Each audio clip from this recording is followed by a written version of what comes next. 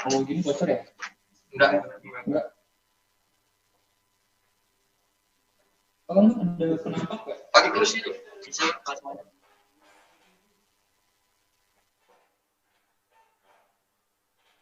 Ada yang monitor di website-nya nggak?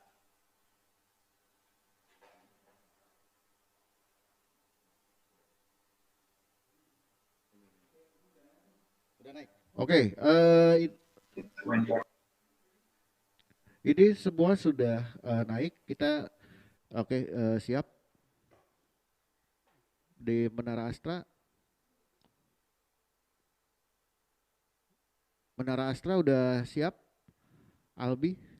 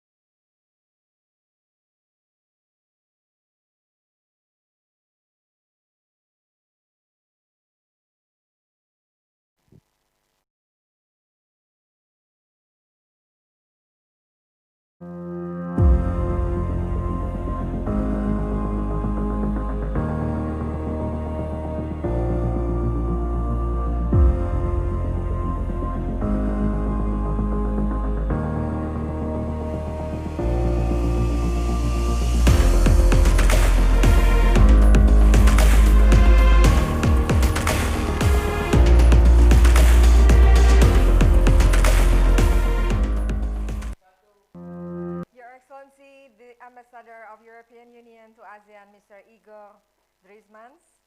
Your Excellency, the Secretary General of ASEAN, Mr. Dato Lim Jokhoy.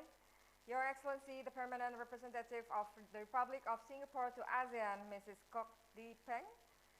All delegations and representatives from various institutions, the media from European Union and Asian countries, distinguished guests, ladies and gentlemen, good afternoon and welcome to the opening ceremony of the 3rd ASEAN European Union Cooperation and Scholarship Day 2020.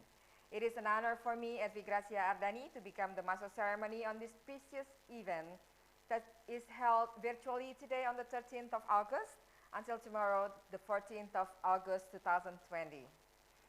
We are all hoping to be always healthy in this pandemic situation, but also in the years ahead. Excellencies, distinguished guests, ladies and gentlemen, I would like to invite you to sing or listen to the anthems. The first one is the ASEAN anthems, and then will be continued with European Union anthem. Let's proceed with the ASEAN anthem, the ASEAN way.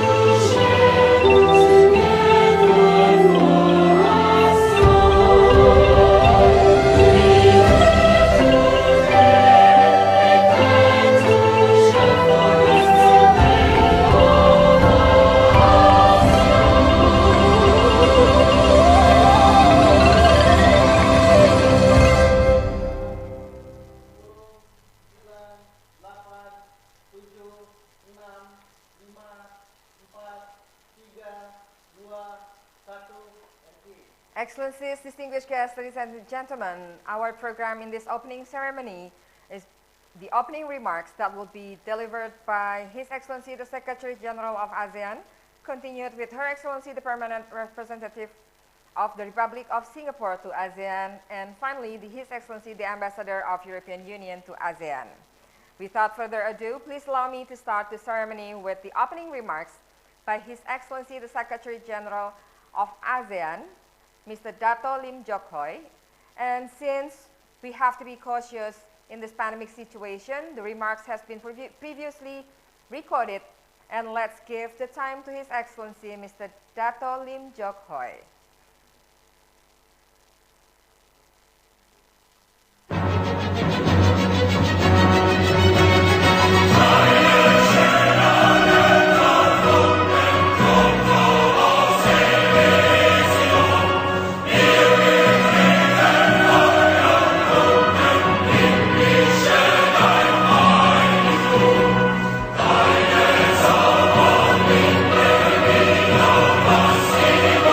you.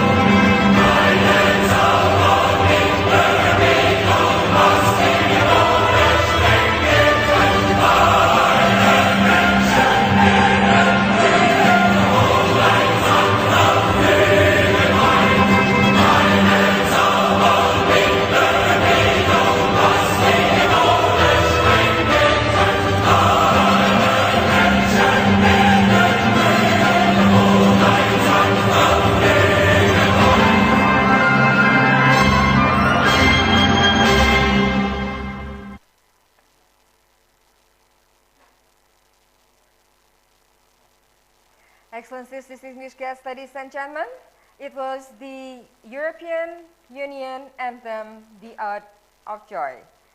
I would like to apologize for the inconvenience caused about the European Union anthem. Excellencies, distinguished guests, ladies and gentlemen, we are going to continue with the opening remarks by His Excellency the Secretary General of ASEAN, Mr. Dato Lim Jock Hoi. And since we have the remarks previously recorded, please give the time to His Excellency Mr. Dato Lim Jock Hoi.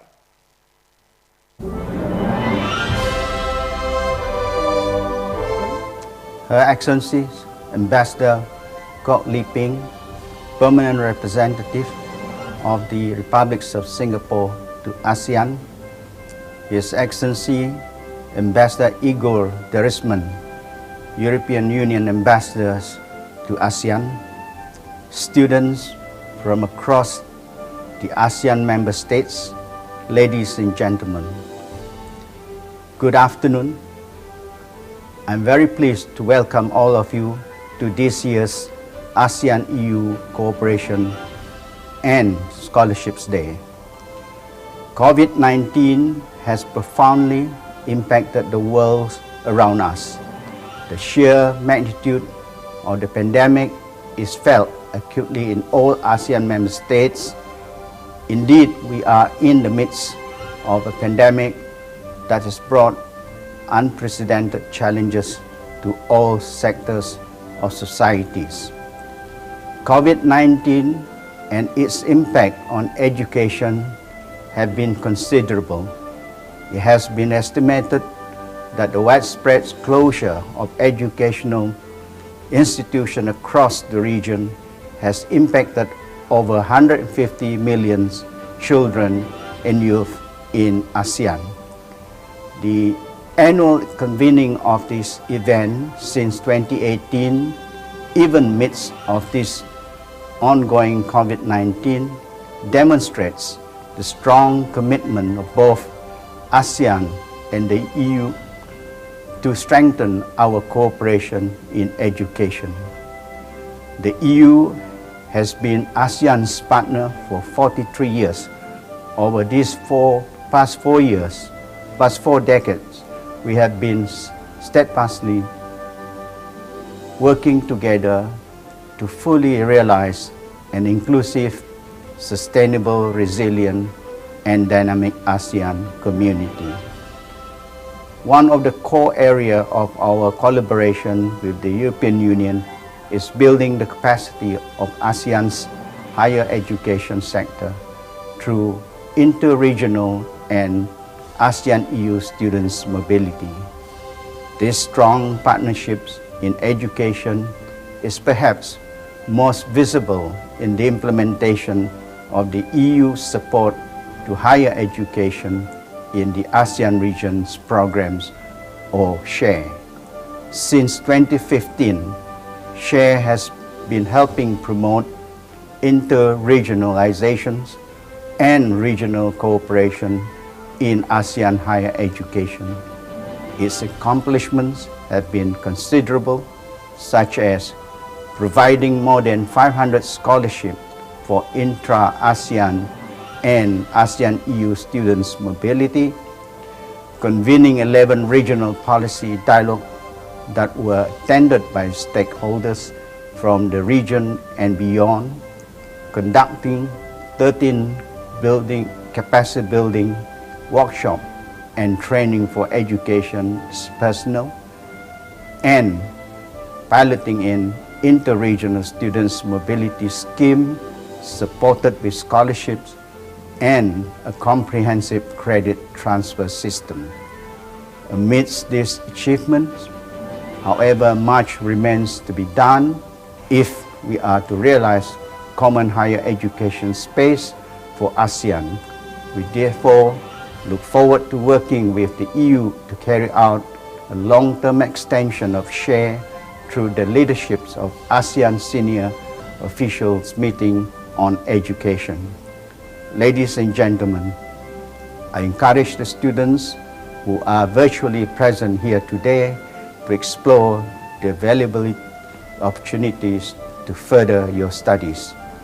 You, the youth of ASEAN, are at the heart not only for the post-pandemic recovery of the region, but more importantly in your efforts to build back better and become more resilient. With that, please allow me reiterate my profound thanks to European Union for being a long-standing partners of ASEAN and our member states in the continued development of our region. I also wish to express my appreciation to the members of states of both ASEAN and the EU for joining us today to showcase their scholarships program. I thank you for your attention. Thank you.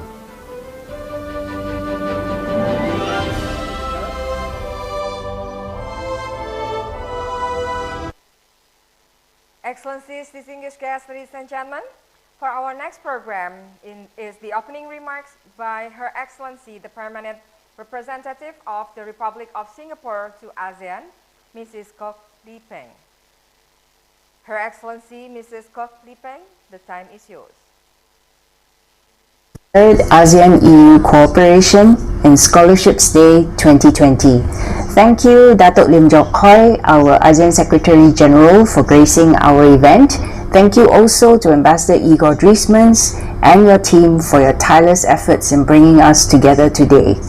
Although we are in the midst of a pandemic, we have still managed to find a way to work around this and hold this important event virtually. The ties between ASEAN and EU are broad and multifaceted. We are heartened to see that the EU is cooperating with ASEAN across all three pillars of the ASEAN community. Today we celebrate the enduring people-to-people ties between our regions. Despite the pandemic, we have found ways to continue cooperation and building on relations.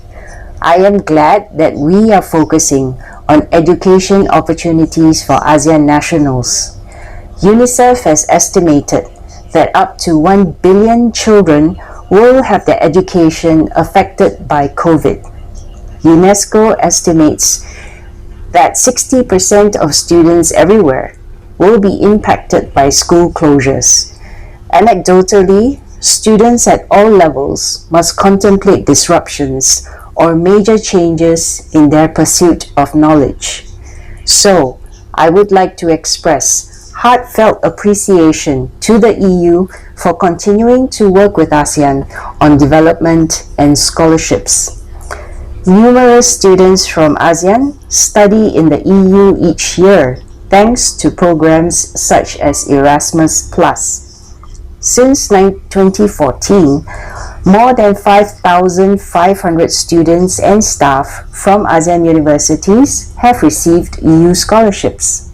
Conversely, nearly 3,000 European students and staff have taken up work or study in ASEAN under this program.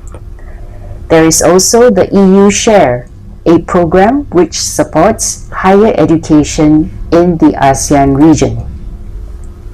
These exchanges are important for the youth to learn more from each other about cultures, countries, and religions. Our youth can also take heart that ASEAN has in place arrangements for labor mobility in many fields, such as architecture, accounting, dentistry, engineering, medicine, and nursing. I hope that our youth will be inspired by the heroism of our frontliners in the fight against COVID-19 to consider careers in the healthcare industry. I look forward to seeing our ASEAN-EU relationship grow even stronger in the coming years, building upon the friendships between our peoples and the new friendships between our youth. I wish you all the very best in your 2 days of deliberations. Thank you. Excellencies, distinguished guests, ladies and gentlemen, Now, please allow me to welcome His Excellency, the Ambassador of European Union to ASEAN, Mr. Igor Drismans, for his opening remarks and the official opening of the 3rd ASEAN European Union Cooperation and Scholarship Day 2020. Your Excellency, Mr. Drismans, the time is yours.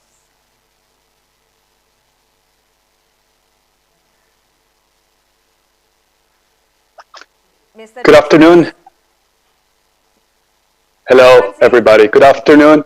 Okay. His Excellency Dato Lim Jock Hoi, Secretary General of ASEAN, Her Excellency Kok Lee Peng, Permanent Representative of the Republic of Singapore and Country Coordinator for the European Union, ambassadors, representatives of the media, visitors and students.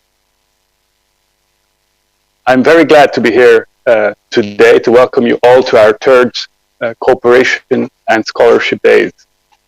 Let me start by wishing you all, albeit somewhat belated, ASEAN Day.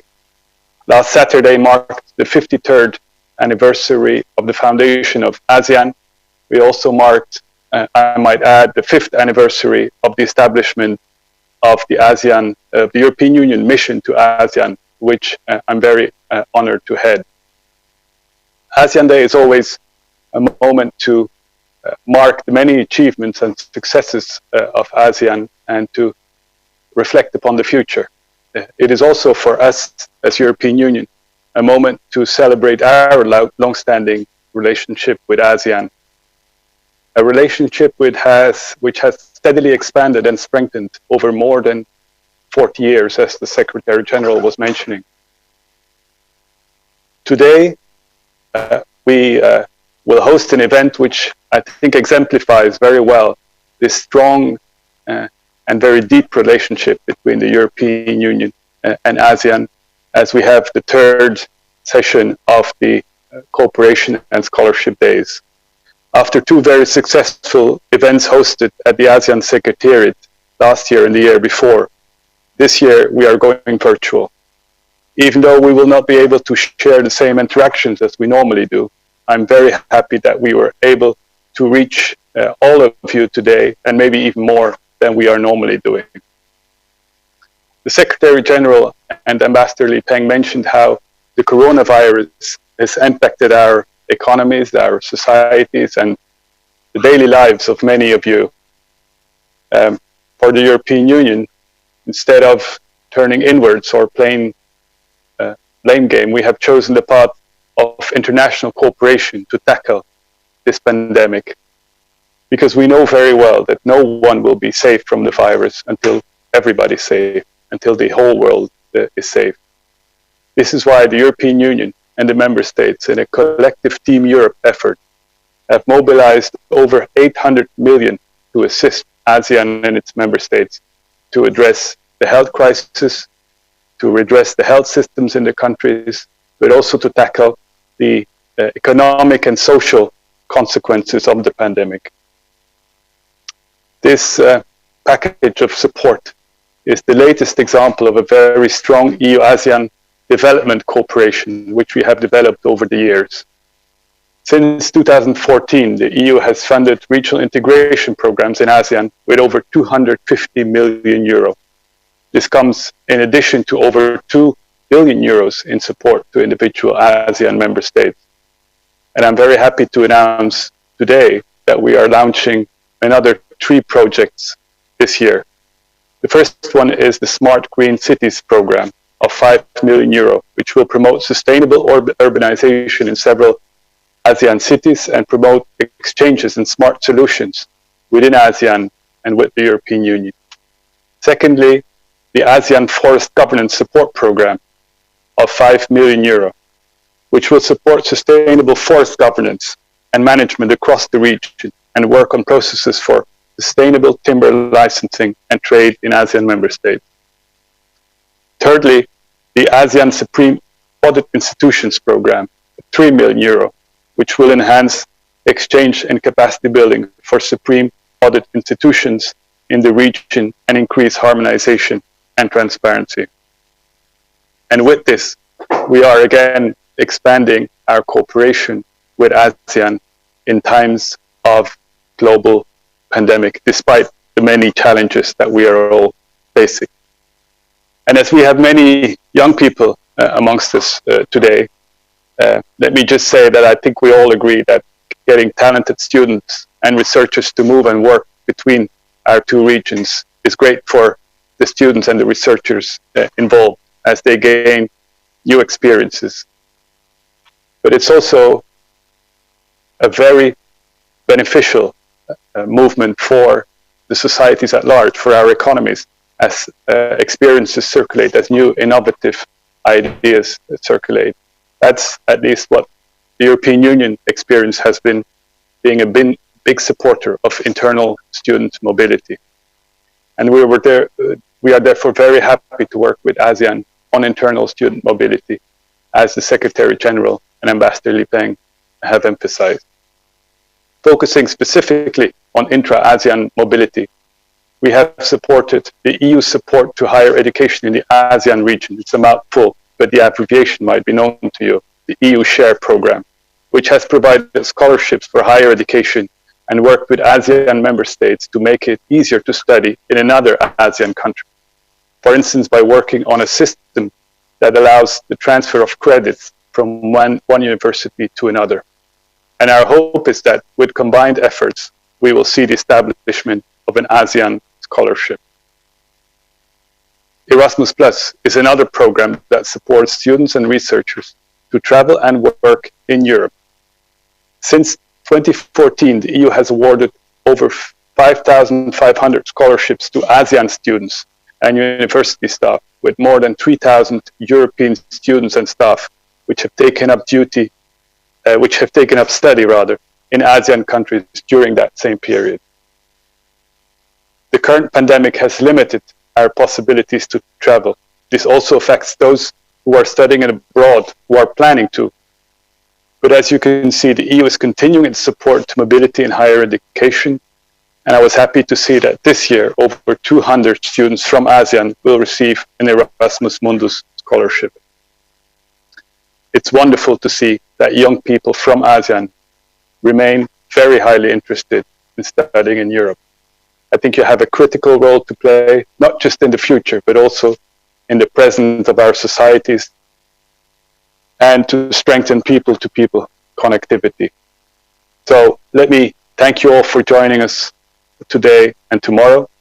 Special thank you to all the exhibitors from the EU and ASEAN for your support in the preparation and your presence in the webinars and booths.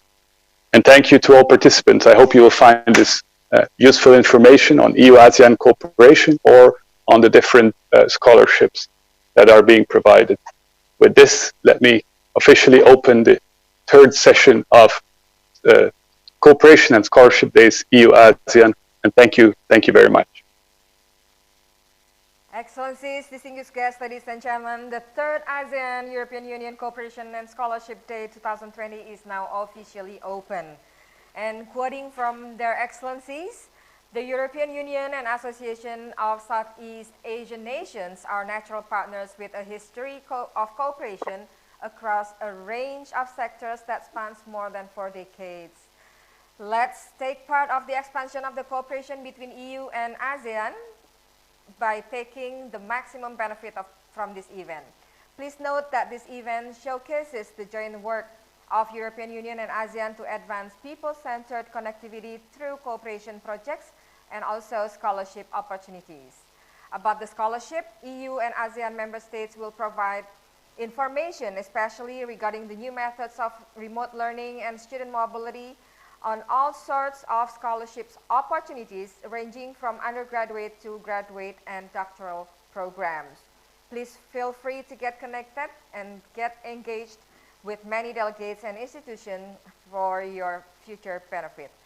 Excellencies, distinguished guests, ladies and gentlemen, this may conclude the opening ceremony of the third ASEAN EU Cooperation and Scholarship Day 2020, and all media are invited to click the press conference button to enter the press conference page, and all participants are invited to click the webinar button to participate in the scheduled webinars or exploring the booths by clicking the button of Scholarship Fair. I would like to thank you, and I wish you a very great day and enjoy this virtual event.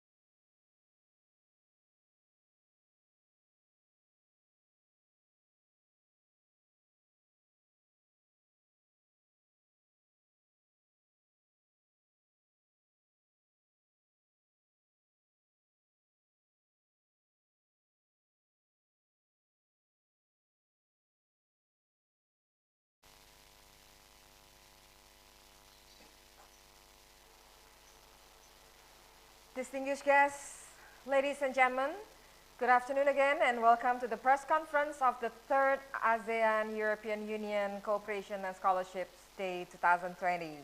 I'm Edvi Gracia Ardani and I'm very honored today to becoming the moderator of this press conference. Distinguished guests, ladies and gentlemen, please allow me first to introduce His Excellency Mr. Igor Drismans, the Ambassador of European Union to ASEAN.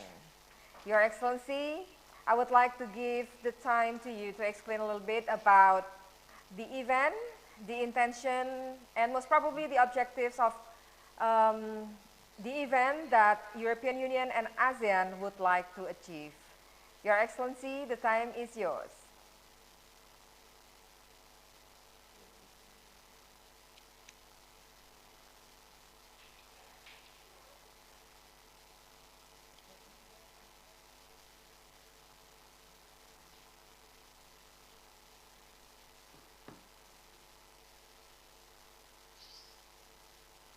Kok nggak kedengeran?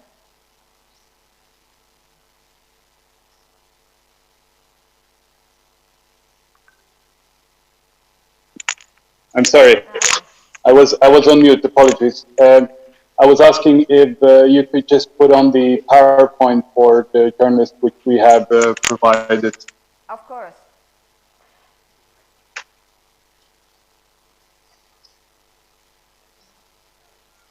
PowerPoint-nya.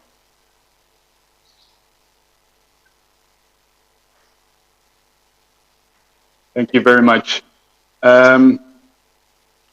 So I thought I'd give you just some background about our cooperation, the new programs that I'm happy to announce today, and indeed maybe let me start with our response to the coronavirus and regarding the support that we have been giving to ASEAN and to its member states in this respect, because I think that is of interest to you, members of the media, and to a wider public at large. So we have, since the start of the pandemic in March, mobilized over 800 million euro in financial support to ASEAN. I think that is unmatched by any other partner globally. And we have done so because we believe in international cooperation. We don't believe in isolation. We believe in partnership, in long-term structural support to the health systems and to the economic recovery of our partners, because we believe that is also in the interest of the European Union. Now, you might not be able to see as well the slide, so let me just give you a few examples of the support that we have been giving around the region.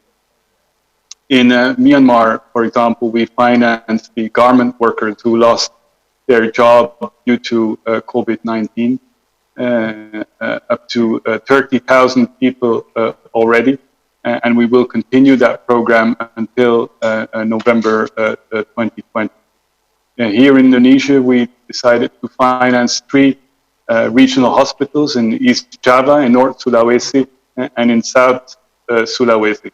In the Philippines, we have provided technical assistance to the Department of Health. Again, in Cambodia, we have provided social protection. So really an engagement across the board, both in terms of responding to the health emergency, to support the longer-term social protection, as well as the economic recovery. Could you show the next slide, please? Next slide. Thank you very much. Maybe a word about the broader support that we give to ASEAN. You see here the number of projects across the 3 pillars of ASEAN. The political and security pillar of ASEAN, the economic pillar, and the socio-cultural pillar. 2 of the projects that have actually been launched earlier this year, sustainable use of pitlands and the support to the emergency response provided by the AHA Center. This makes us the biggest development partner of ASEAN, and I think it's fair to say that never before we as European Union have had such a broad and intense cooperation across these three pillars. Now, if you can show the next slide.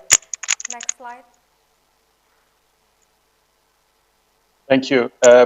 You see here the three new projects which I briefly mentioned in my opening remarks to the ASEAN Forest Governance Support Program, the Smart Green ASEAN Cities, and the ASEAN Supreme Audit Institutions. And let me say a few more words about those three.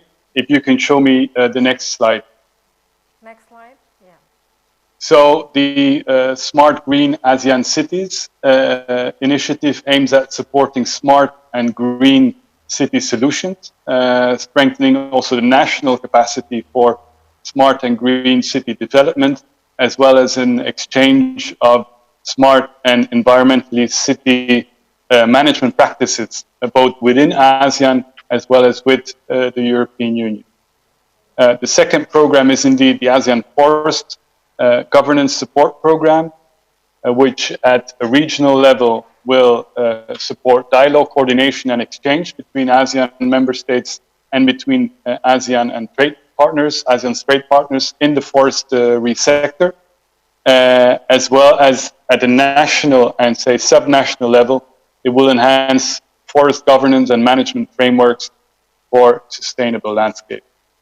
The third and indeed very important program is the one supporting the ASEAN Supreme Audit Institutions, whereby we basically support those institutions to implement international audit standards. We support the capacity of the ASEAN audit institutions here, hosted by the Audit Board of Indonesia, based in Jakarta. And finally, the strengthening of regional cooperation and awareness on best practices. So these are three new programs that will be launched in the course of 2020. And I think it's important to stress that this is happening in times of, say, financial constraints for everybody, also for the European Union. And in the last couple of months, I was regularly asked whether the European Union would continue its financial support to ASEAN, given the many priorities that we have in different other domains and the pressure there is in budgetary terms within the European Union and within the European Union member states. I think it's an important signal that we send today that, on the contrary, we want to enlarge and expand our support to ASEAN despite these financial difficulties. If I can have the next slide, please.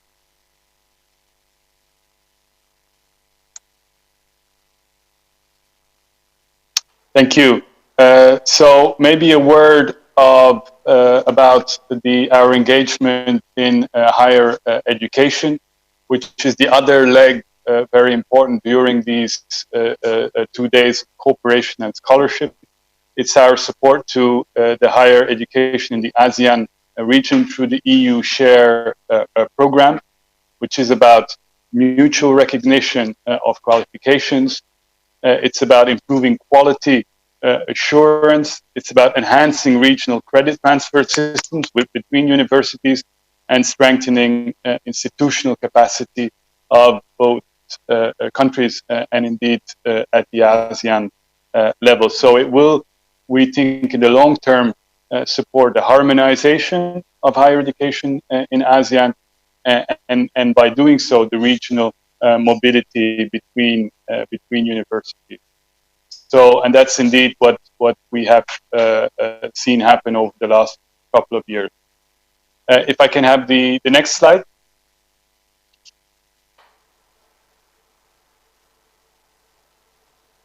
Now, it's always good to see some numbers of the actual student exchange and the number of students that actually benefit from the SHARE program. You see here that actually 8 countries have benefited from 32 universities in 8 countries have benefited from the EU SHARE program. You can see there's currently no mentioning in Singapore and Brunei, but we hope that also they will come on board and that they will take part in that student exchange. You can see notably Myanmar, but also Malaysia and Indonesia having benefited greatly through these scholarship, in total 489 intra-ASEAN scholarships. The following slide, please. It's the last one I wanted to show to you today, because it's the new figures which have just arrived for Erasmus Mundus scholarship winners 2020. So you will see 2,452 scholarships worldwide, 205 of them for ASEAN students who will travel to Europe as of September or October 2020, COVID-19 permitting. And you can see also here the figures. The biggest winner is the Philippines, with 66 Filipino students who will travel to Europe with an Erasmus Mundus scholarship. Second in line is Indonesia with 61 scholarships. So this shows you that the student mobility for us and those different programs that we have, both be it EU Share or Erasmus Mundus, are thriving.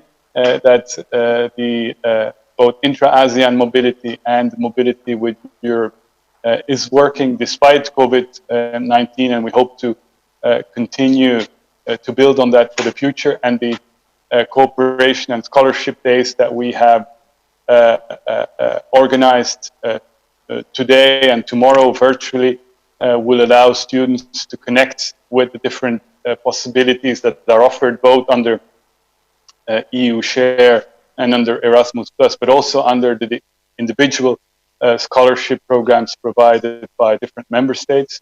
And indeed, a different, very good opportunity for them, we think.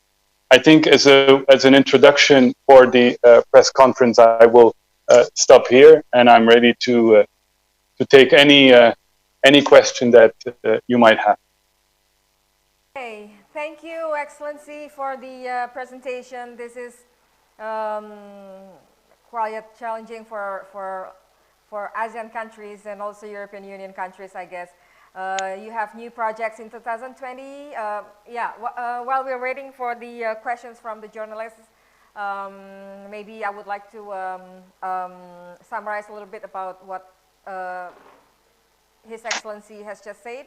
There are new projects in 2020 with Smart Green Asian Cities, and also ASEAN Forest Governance Support Program, and also ASEAN Supreme Audit Institution.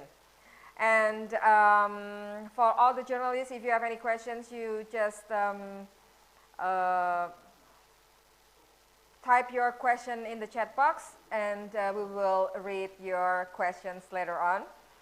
And also there are some EU supports to higher education. This is actually very good, especially about student mobilities and also staff mobilities. And this is EU Share is actually a very strong program that can be beneficial for Asian countries, but also European countries.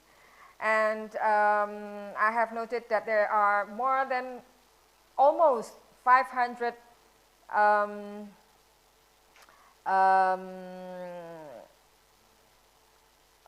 almost 500 intra-ASEAN scholarships, and it is for 8 countries with 32 universities. Wow, this is a very huge number. And with total of Erasmus plus 200 2005. This must be a huge program for ASEAN and also European Union countries. So, is there any question from the journalists? I would like to invite all of you, all of the journalists, to type your questions, and we will ask His Excellency, the Ambassador of European Union to ASEAN, Mr. Igor Drismans.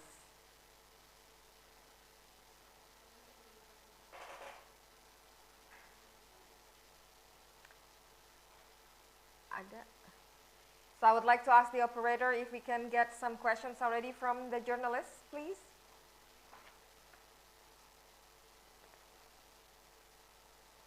Yeah. What's up? Okay, so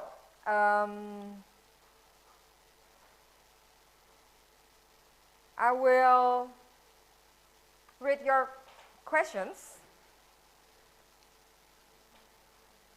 For those who haven't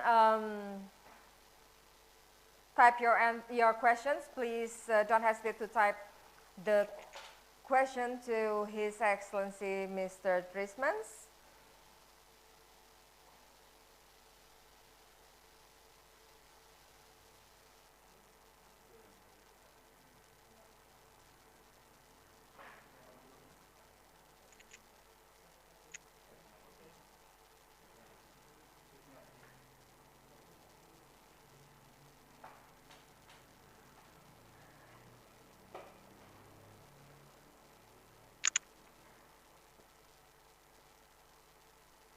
Okay, so while we're waiting for the questions, maybe Excellency, if you can you hear me?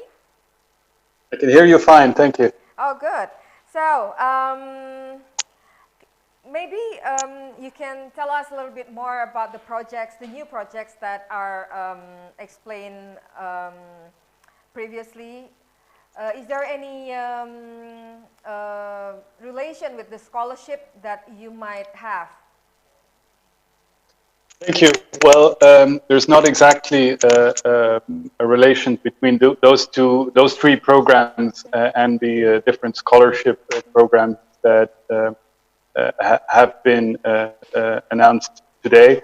But happy to just give some details. If I think about our program on forestry, which I think is a very important one, you know that Southeast Asia contains 15% of the world's tropical forests and includes at least 4 of the 25 globally important biodiversity hotspots.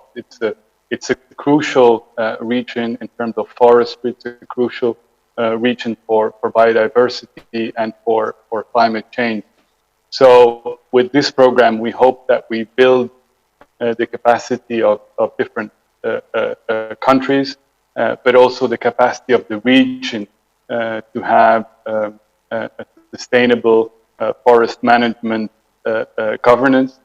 I might add that we have negotiated with a number of ASEAN countries the so-called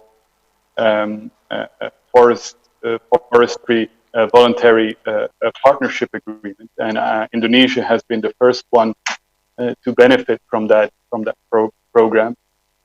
Since 2016, Indonesia exports timber under this voluntary partnership agreement, and it's been a very successful program that facilitates the fight against illegal logging, but at the same time supports the sustainable forest export production to Europe. So Indonesia has been the first country with whom we have negotiated such a program.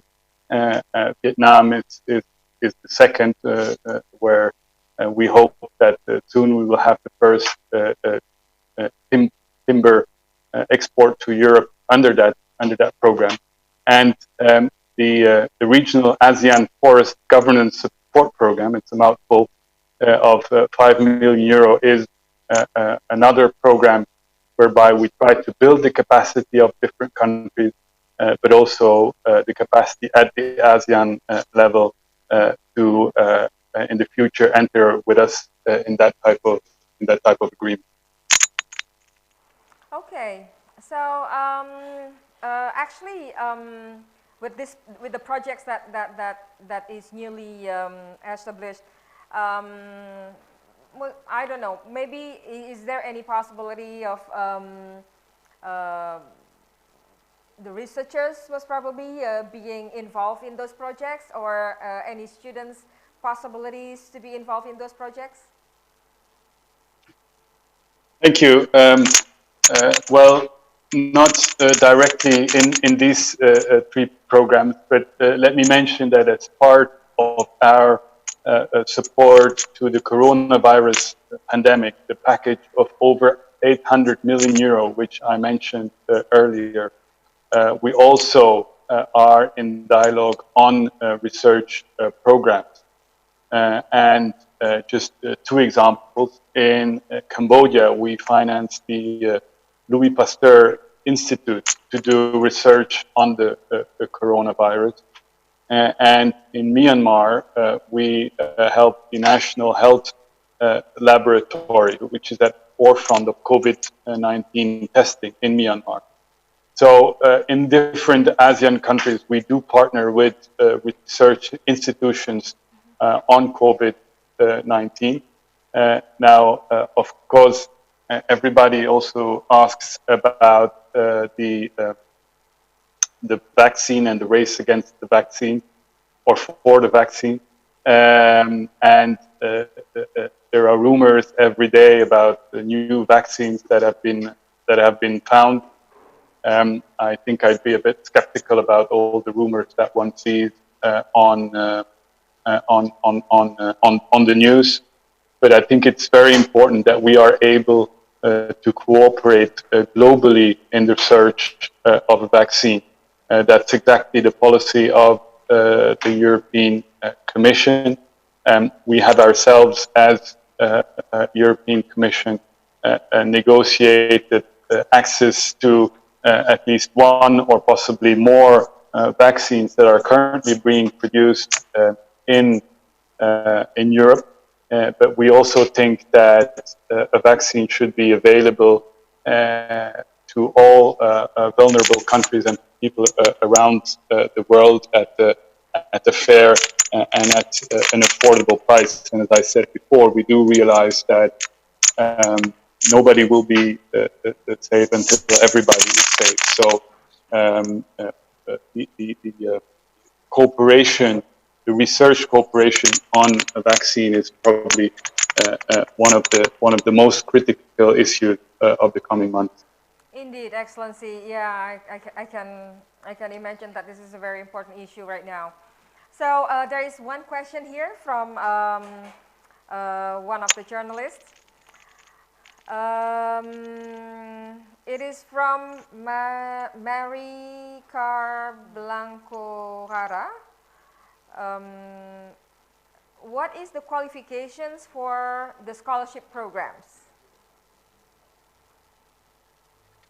Thank you. Well,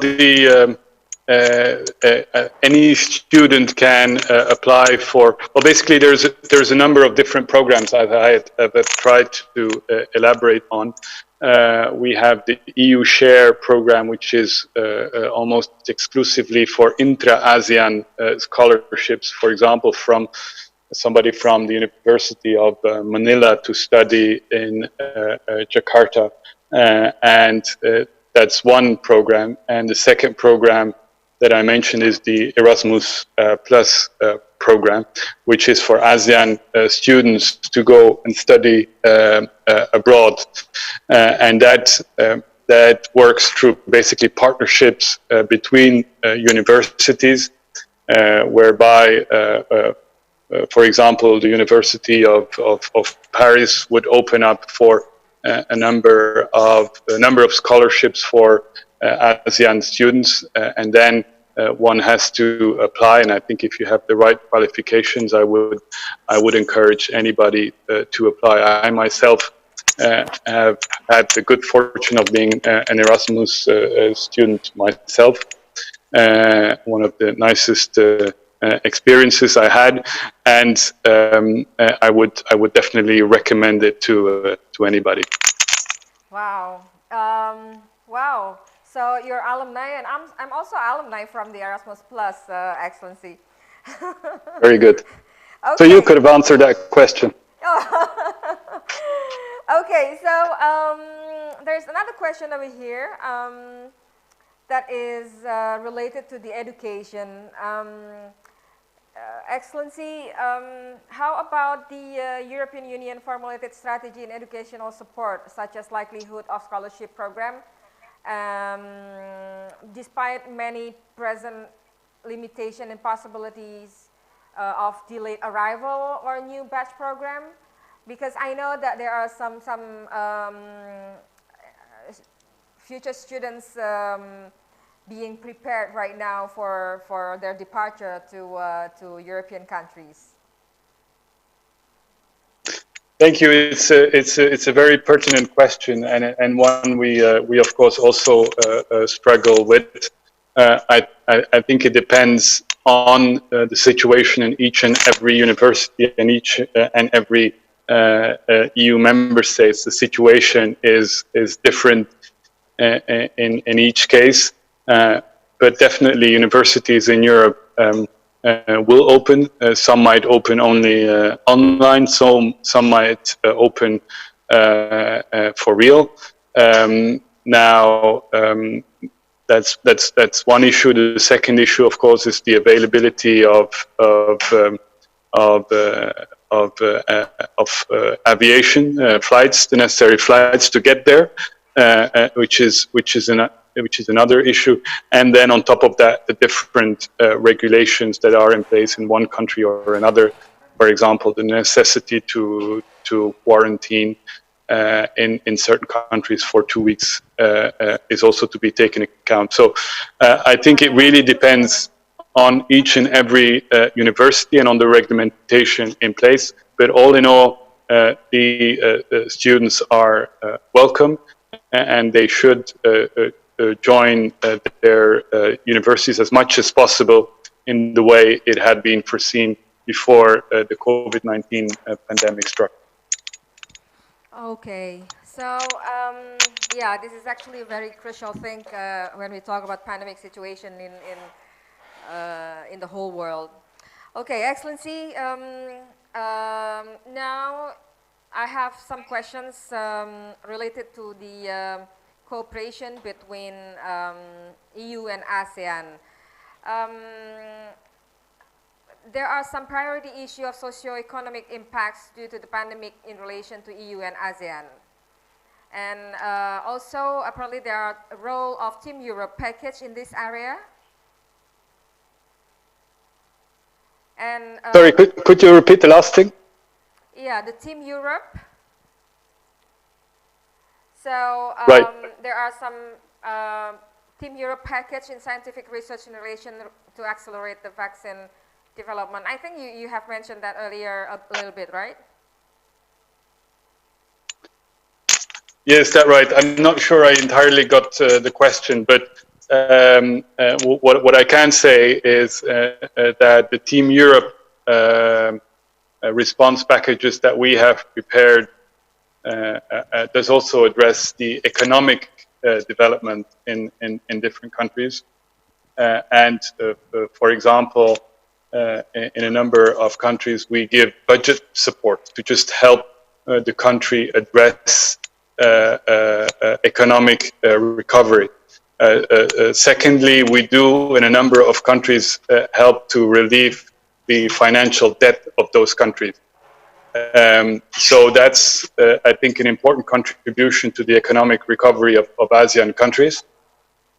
Now, secondly, what is of course very important in terms of economic recovery is the need to address the issue of supply chains and the transfer of goods and services within the ASEAN countries and amongst the ASEAN countries. And it will be very important to, despite all the restrictions that there are, and the restrictions are legitimate, that we ensure that trade can happen, that goods circulate, especially the essential goods, food or medicine.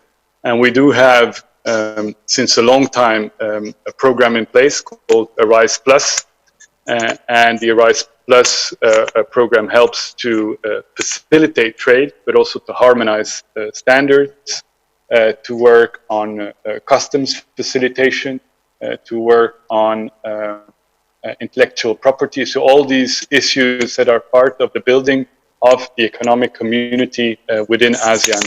And that's the kind of thing that today maybe more than before is essential.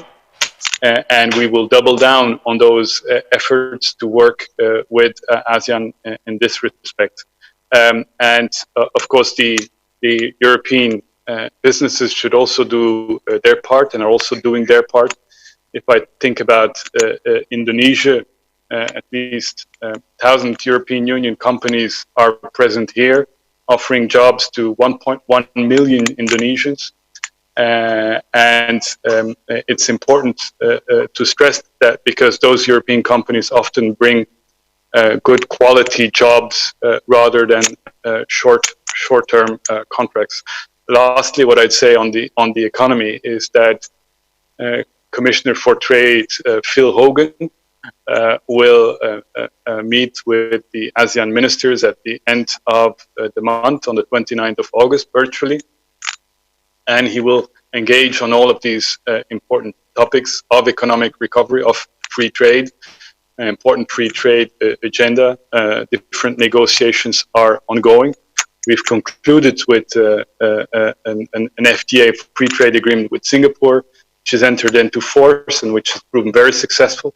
We have an FTA into force since the 1st of August with Vietnam, which also is proving very successful, and we're negotiating with several other ASEAN countries as well. So all of these contributes to our very strong agenda of economic cooperation between the European Union and ASEAN, which is today more important than before. Just the last word on the economy, and that is that we hope to conclude this year the comprehensive air transport agreement, which has been negotiated for a very, very long time, and which will help the aviation between European Union and ASEAN. So help over 1 billion people potentially by facilitating market access, but also by helping to set standards, environmental standards,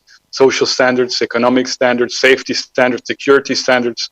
So that would be beneficial for both the European Union and ASEAN, and indeed be the first block-to-block aviation agreement. So as you can see, we have our handful to try to help the recovery both in the European Union and ASEAN. And as I tried to say before, the key word here, as always, is cooperation. Very nice. Okay, thank you, Excellency. I have here 2 more questions for you. The first one is from Arya Cindiara from Antara.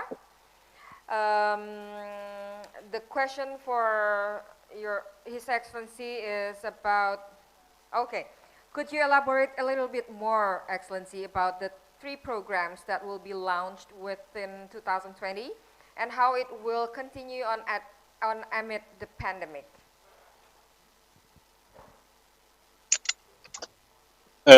Thank you very much. Now, the 3 programs as such, which I have announced today, are not directly related to the COVID-19 pandemic. Although, of course, everything has a bearing on COVID these days.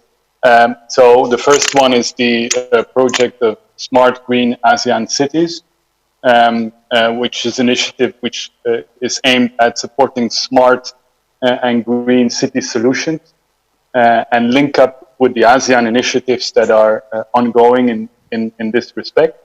I think there's a lot to learn from each other, a lot to learn also amongst the ASEAN cities. The second one is a program in support of forest governance across the region.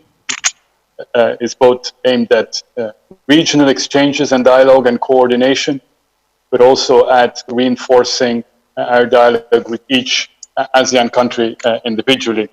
And then the third program is the ASEAN Supreme Audit Institutions program, which is specifically focused on building the capacity of the ASEAN Supreme Audit Institution Secretariat, which is based here in Jakarta, as it hosts the Audit Board of Indonesia, but also the ASEAN Secretariat as such. And that's the kind of program that might not attract a lot of media attention, because external audit is not necessarily a media-friendly topic, but which is very important to strengthen international audit standards also here in ASEAN. So these are three new projects that will be launched in the course of 2020, and which further enlarge our cooperation agenda with ASEAN.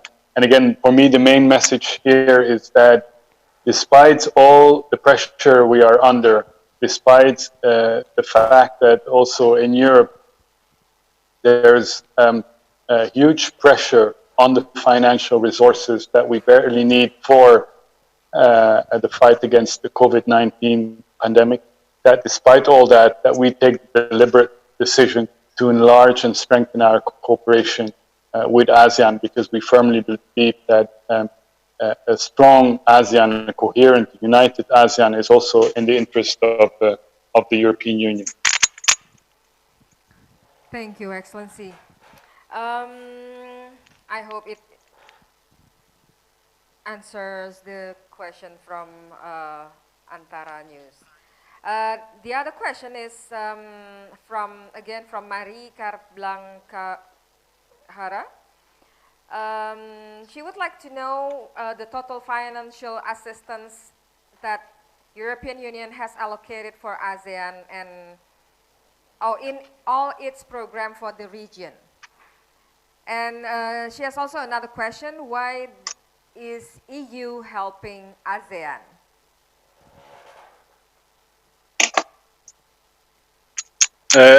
Thank you very much. The total support for ASEAN integration is now totaling over 250 million euro. And with that, we are the largest development integration partner of ASEAN.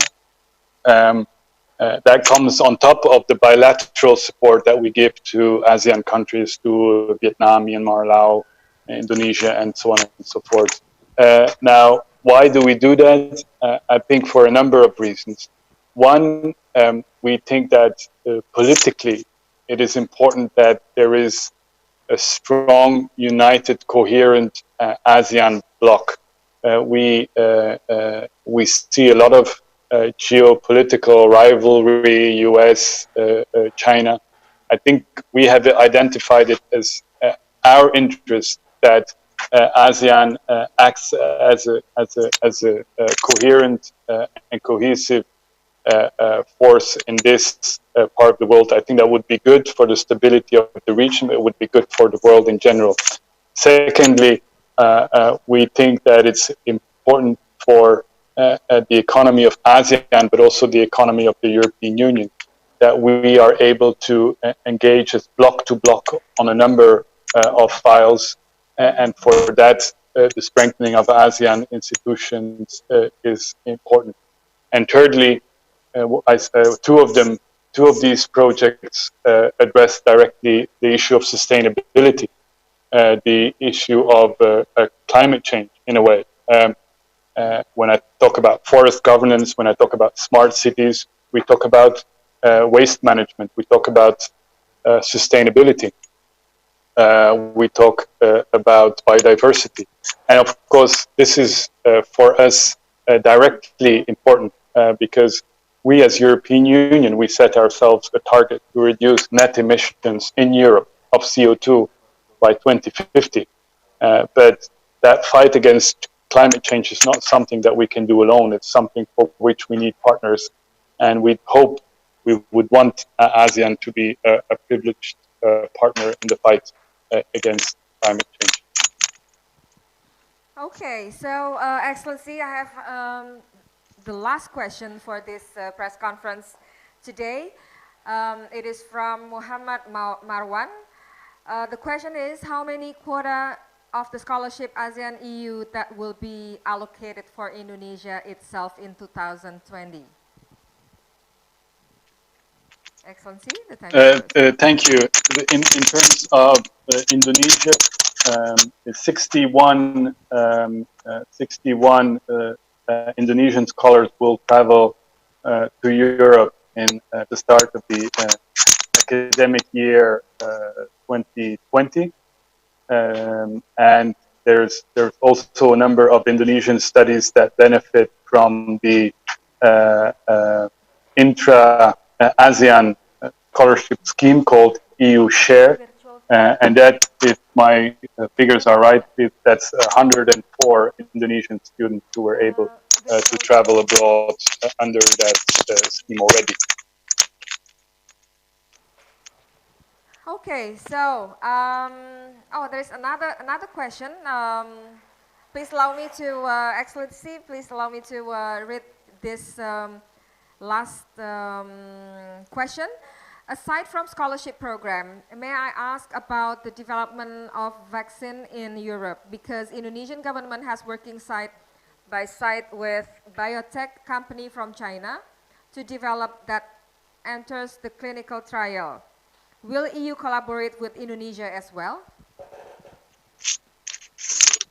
Thank you very much. Well, the European Union has concluded exploratory talks with at least one vaccine provider, that's Sanofi GSK, to ensure that that vaccine is available for Europeans if the clinical trials of that vaccine proven to be successful. But because frankly, it's as I said, there's many announcements, but we need to ensure that whatever vaccines produced is safe and secure, and one cannot cut short on the medical protocol for these type of vaccines. But if successful, the Commission has now a contractual framework in place for the purchase of 300 million doses on behalf of all the EU member states. Now, at the same time, we're committed to ensure that everyone who needs a vaccine around the world gets a vaccine. And we have raised a big campaign starting on the 4th of May 2020 that raised 16 billion euros to have global action for universal access to test, treatment and vaccines against the coronavirus. And we're also ready to explore with international partners, and that includes, of course, Indonesia, to see that if there's a significant number of countries who would agree to pool resources to jointly reserve future vaccines from companies for themselves as well as for low and middle income countries at the same time. And we think that high income countries could act as an inclusive international buyers group, with that accelerating the development of safe and effective vaccines and maximize the access for all around the world. So the short answer is yes, we want to work with Indonesia, as we want to work with all international partners to ensure that we have a vaccine for everybody who needs one. Okay, thank you, Excellency. Do you mind to answering another question? Sure, go ahead. Go to virtual tour? Go ahead. Okay. So one last question is, what are the areas of scholarship, and can professionals apply for the scholarship? I would need to ask my colleagues to provide the details, and I'm happy to ask you to do that. But these are scholarships for students as such, not for apprentices or for professionals. So on that we're clear. But if you want, I'm sure we can provide the representative of the media who asked this, in which area, which kind of studies exactly were targeted, so that you have a more complete picture. But so if you can provide that question in writing, I'm sure we can follow up. Sure, of course. Yeah, I guess there will be some explanation as well about the scholarship in more details in the webinars that are scheduled. Thank you, Excellency. I guess this is the this is it. This may conclude the press conference of the third ASEAN EU Cooperation and Scholarship Day 2020. But before we end the program, I would like to invite you to a virtual tour on the scholarship exhibition. Okay, so before we enter the scholarship exhibition, all participants are required to register on the website, and they will be able to log in through the website with the username and password that is sent to the participants. And this virtual tour is showing you on how participants mostly, and also journalists can also have a tour in the scholarship exhibition by clicking logging in into the website, and it will be opened during these 2 days from 1 p.m.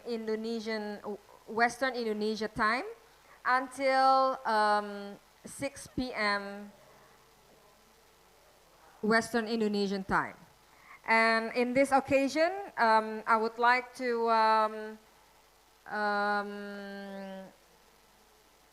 inform you as well that the booths are accessible, and all the participants will be able to interact with the representatives from institutions which are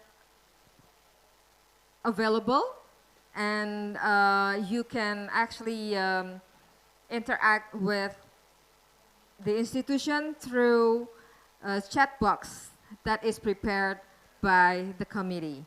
And the institutions will reply your questions directly if they are online. So let me ask the committee, the technical operator, can we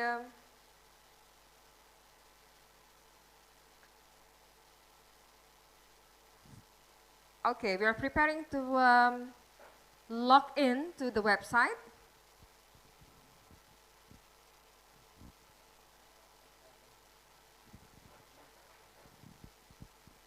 Okay. Can you see the screen?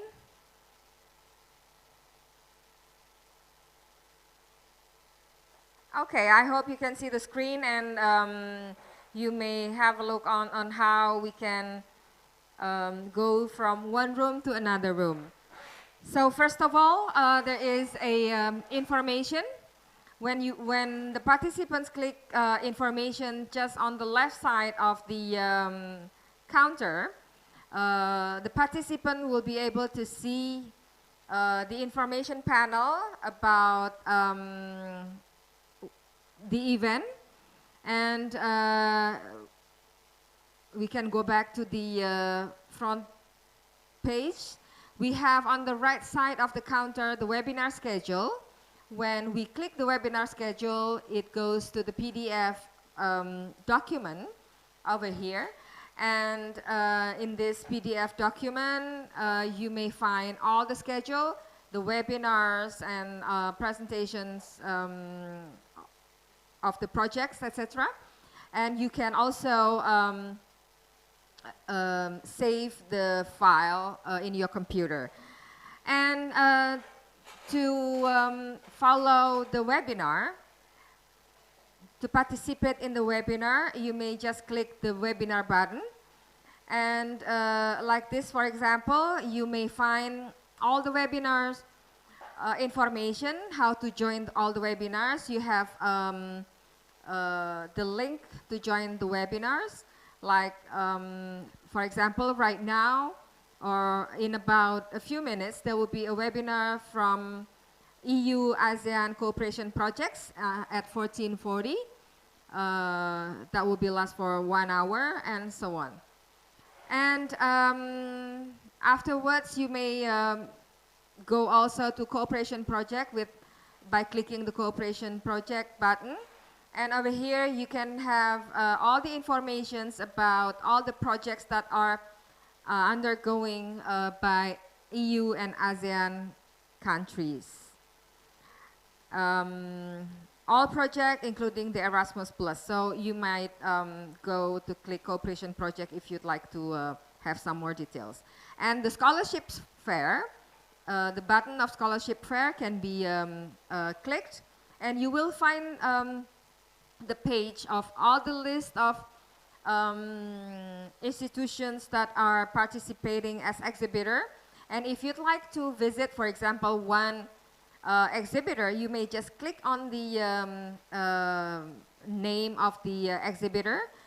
Operator, would you please help to click one of the exhibitor? For example, any exhibitor. Okay, for example, there is SUPA. So this is actually the interface of the exhibition with sustainable use of peat, land, and haze mitigation in ASEAN. The interface can be interactive, but also you can find on the left side and on the right side of the counter, you may find all the PDF documents. And also in the middle, at the top of the counter, you may find some videos from the institution itself. Okay, I think we have just done the virtual tour, and I think the press conference and the virtual tour has been concluded.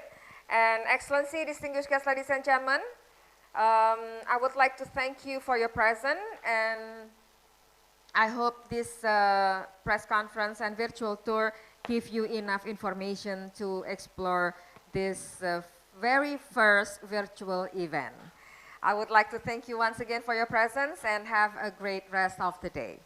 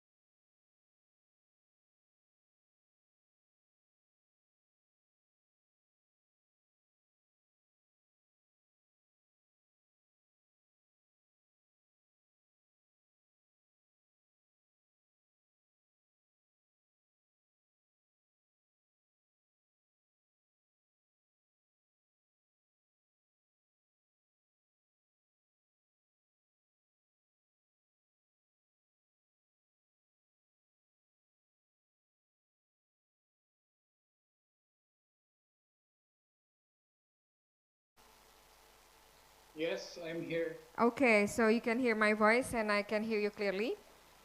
So I have here trying to set the first presentation will be done by Amil, and then the second one will be by Lani.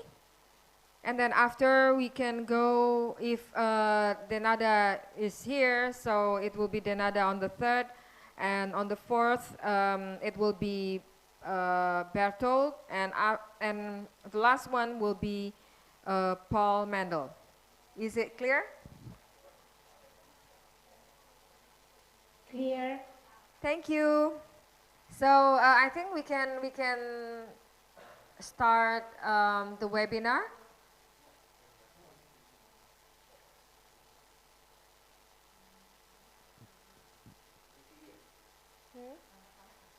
Yang pertama ACB, yang kedua AFOS, yang ketiga e-ready,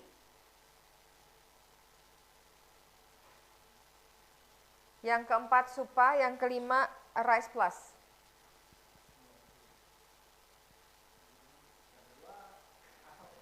AFOS.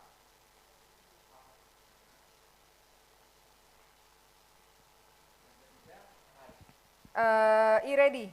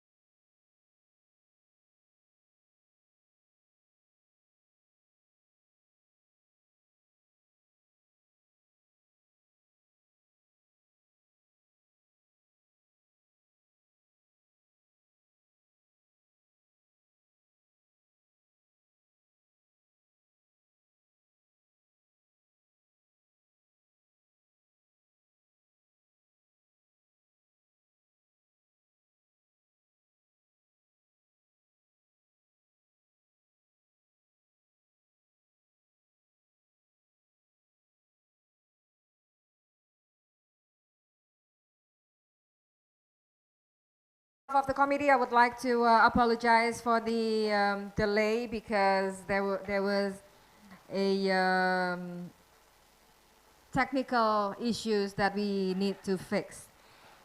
So I'm Edvi Gracia Ardani and I will be the moderator in this webinar, and I'm very pleased to welcome you all. And during this webinar, we will have 5 speakers altogether.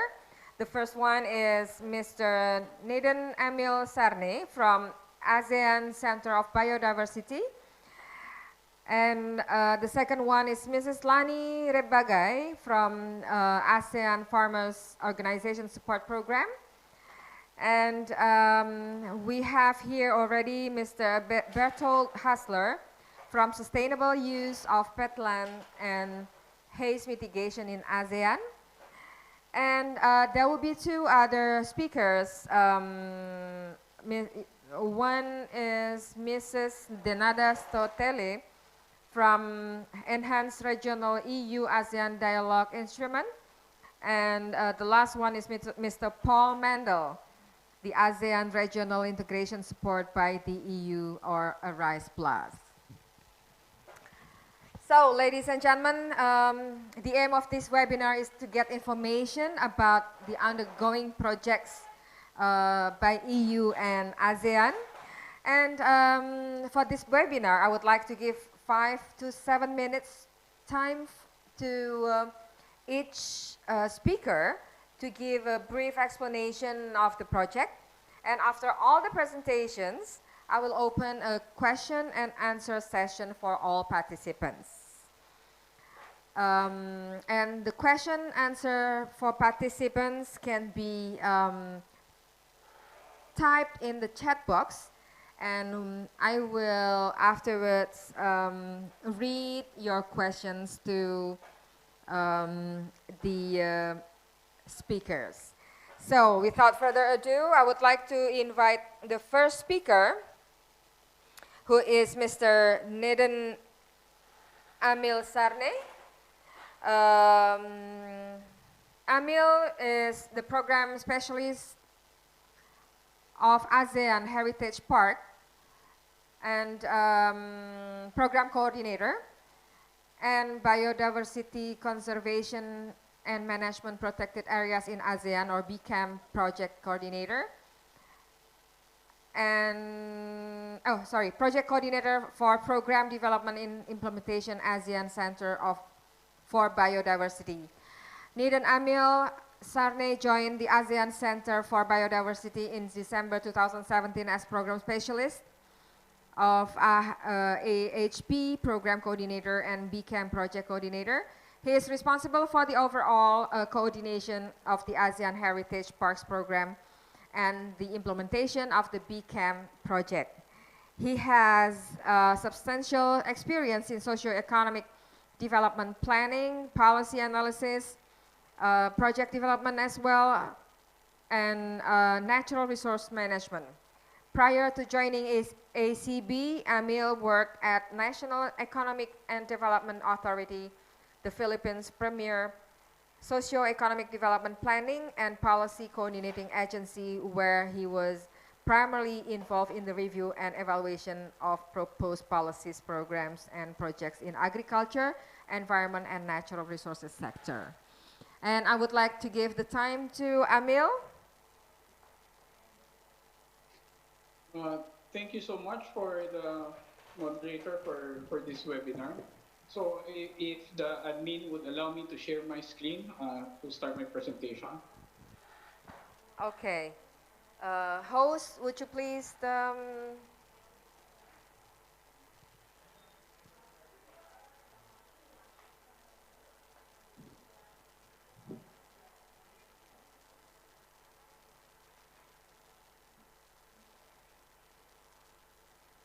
Oh, you would be doing the sharing, okay.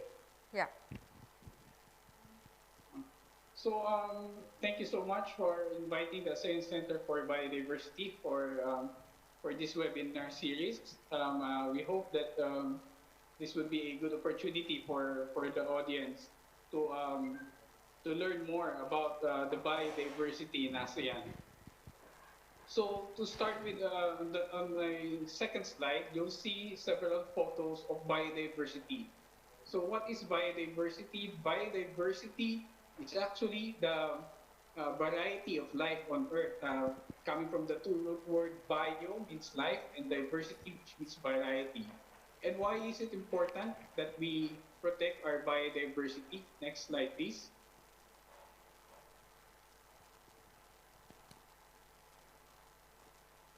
Because it is the biodiversity that provides us with various ecosystem services, the food we eat, the water we drink, and even the different other social-cultural services that biodiversity provides.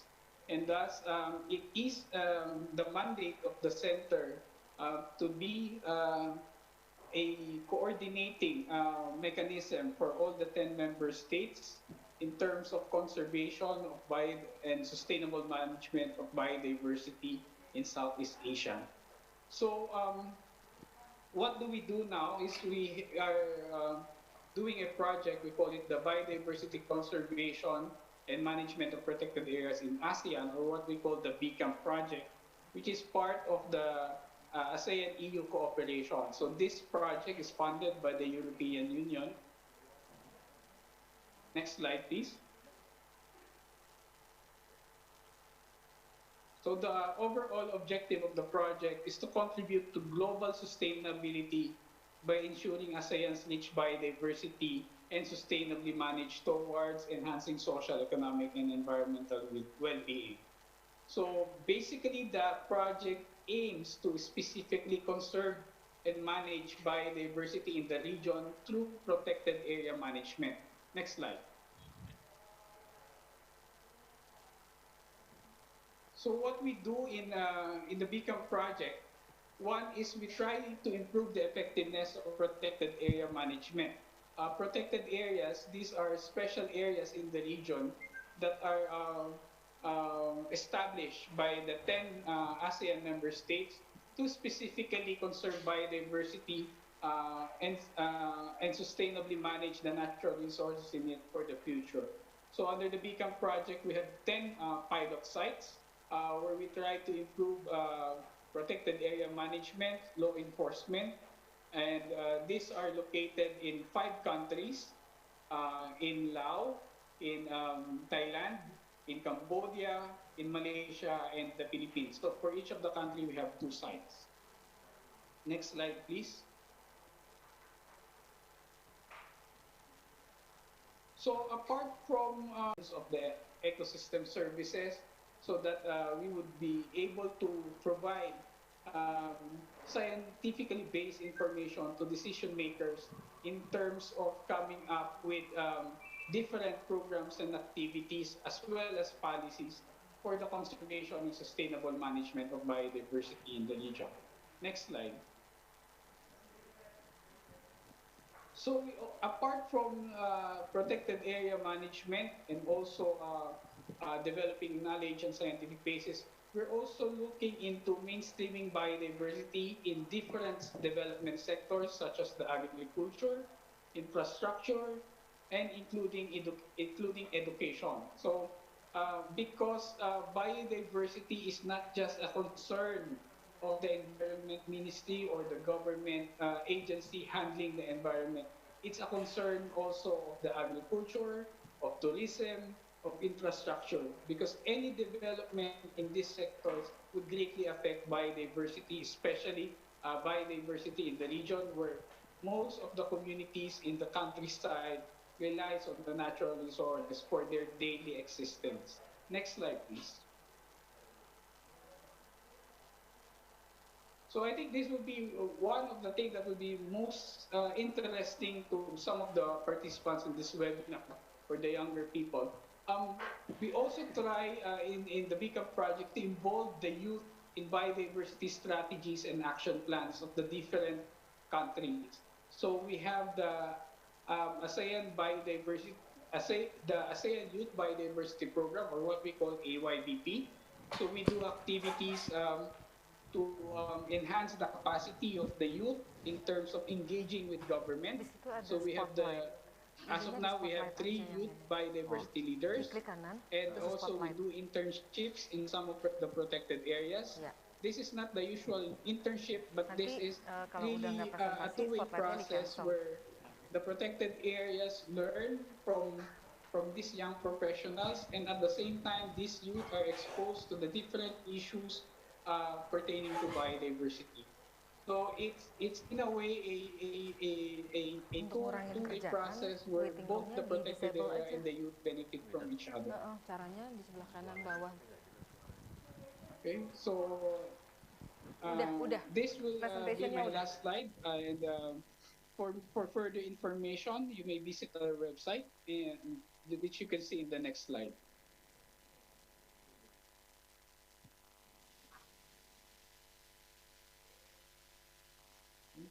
So that's the website of the ASEAN Center for Biodiversity. And also we have a website dedicated for the ASEAN Youth Biodiversity Program. Thank you very much. Okay. Thank you, Amil, for the presentation. This is a very um, attractive issue about biodiversity. So let's welcome the second speaker. Here I would like to invite Lani Rebegai.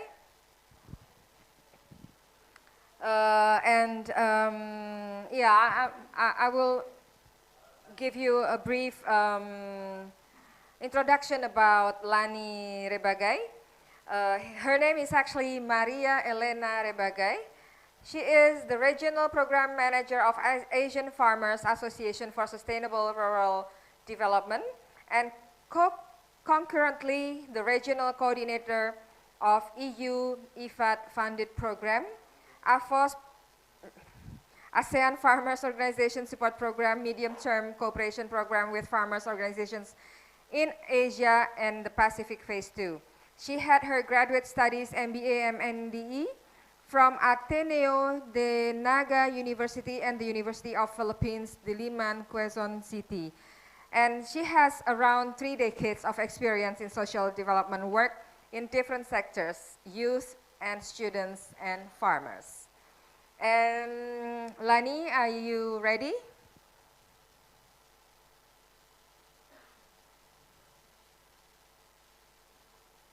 Lani? Yes, Bu Edvi, I have a pre-recorded message. I think there was already instruction to play it. Okay. Ada videonya.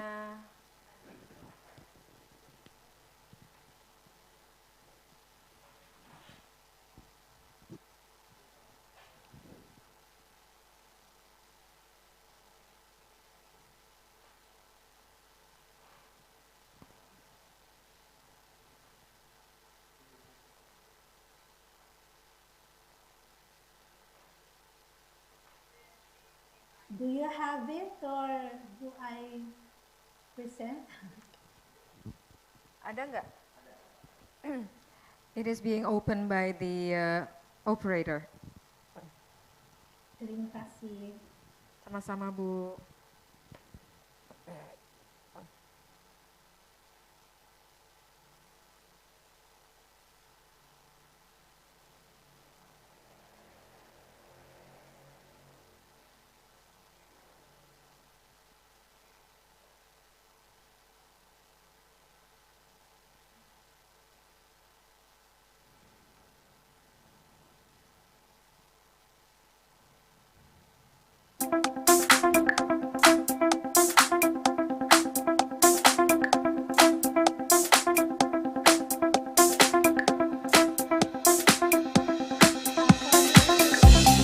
ตะกี้น้องก็เป็นแบบสาวบ้านสาวสวนธรรมดานะบ่กล้าเว้ากล้าว่าบ่กล้าแสดงออกบ่กล้าความแสดงความคิดเห็นอหยังแต่ว่าหลังจากได้ไปฝึกอบรมหลายๆอันนั้นคล้ายๆสาว Share my screen. Let me check. Okay, I think that's one. Are you, would you be operating from your side?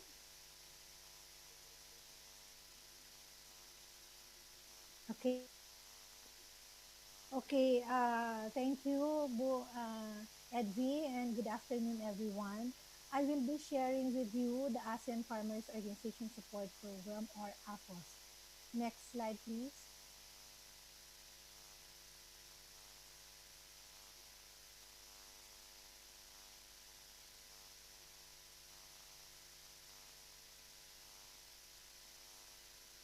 AFOS is a 5-year program supported by EU with co-financing from IFAD, and the objective is to improve livelihood and food security situation of smallholder farmers and rural producers in ASEAN countries. We are operating in 7 member states of ASEAN, and we are working with 25 national farmers organizations with 1,058 sub-national farmers organizations and a total membership of this organization around 15.1 million farmers. Next, please. There are three main components of this program. First is looking into the organizational capacity strengthening of the farmers organization. Second is building the capacity of the farmers organization and cooperatives to effectively influence policies at local, national, regional, and global level. And the third component deals with intervention related to strengthening FO's capacity to provide improved economic services to members from production, processing, packaging, marketing, credit, etc. Next slide, please. We also have special attention on women and youth, no? But I will share to you efforts on youth. We have initiatives to develop the leadership capacities of our young farmer leaders. In the Philippines, we have Saka Eskwela, it's a youth farmer leadership training. And in Myanmar and Indonesia, they are pursuing business skills and entrepreneurship training for young farmers. And in the Philippines, our partner FOs are part of a broader platform pushing for the Magna Carta for young farmers. And on August 24, we'll be launching a social media event, the Young Farmer Dance Challenge, which will hopefully encourage more young people to be part of farmers organization. Because the mechanics of this social media event is that you need to be a member of farmers organization to join the event. And the award or the prize of this social media event is training and mentoring for young people to produce agribusiness plan, particularly of the women. And there will be a catalytic support of $1,000 to support the implementation of their agribusiness plan. Next slide, please. Perhaps it would be good to answer, why do we need to support farmers organization? For us, we believe that the critical role of agriculture as backbone or key pillar of sustainable development can only be unleashed or maximized if there is a strong and empowered farmers organization. Because economically, farmers organization and cooperative serve as effective channel for consolidating agricultural production and facilitating collective marketing.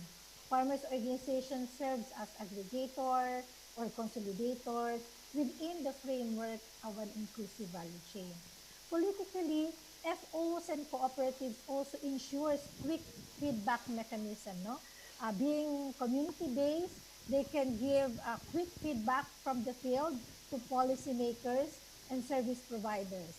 They undertake consultations and consolidate feedback into policy proposals towards favorable policy environment for smallholder farmers.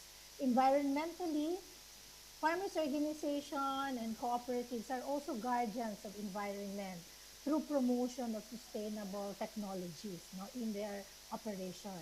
And for sociocultural, FOs and cooperatives also strengthen community solidarity by promoting positive cultural traditions and values like gotong royong in Indonesia or bayanihan in the Philippines.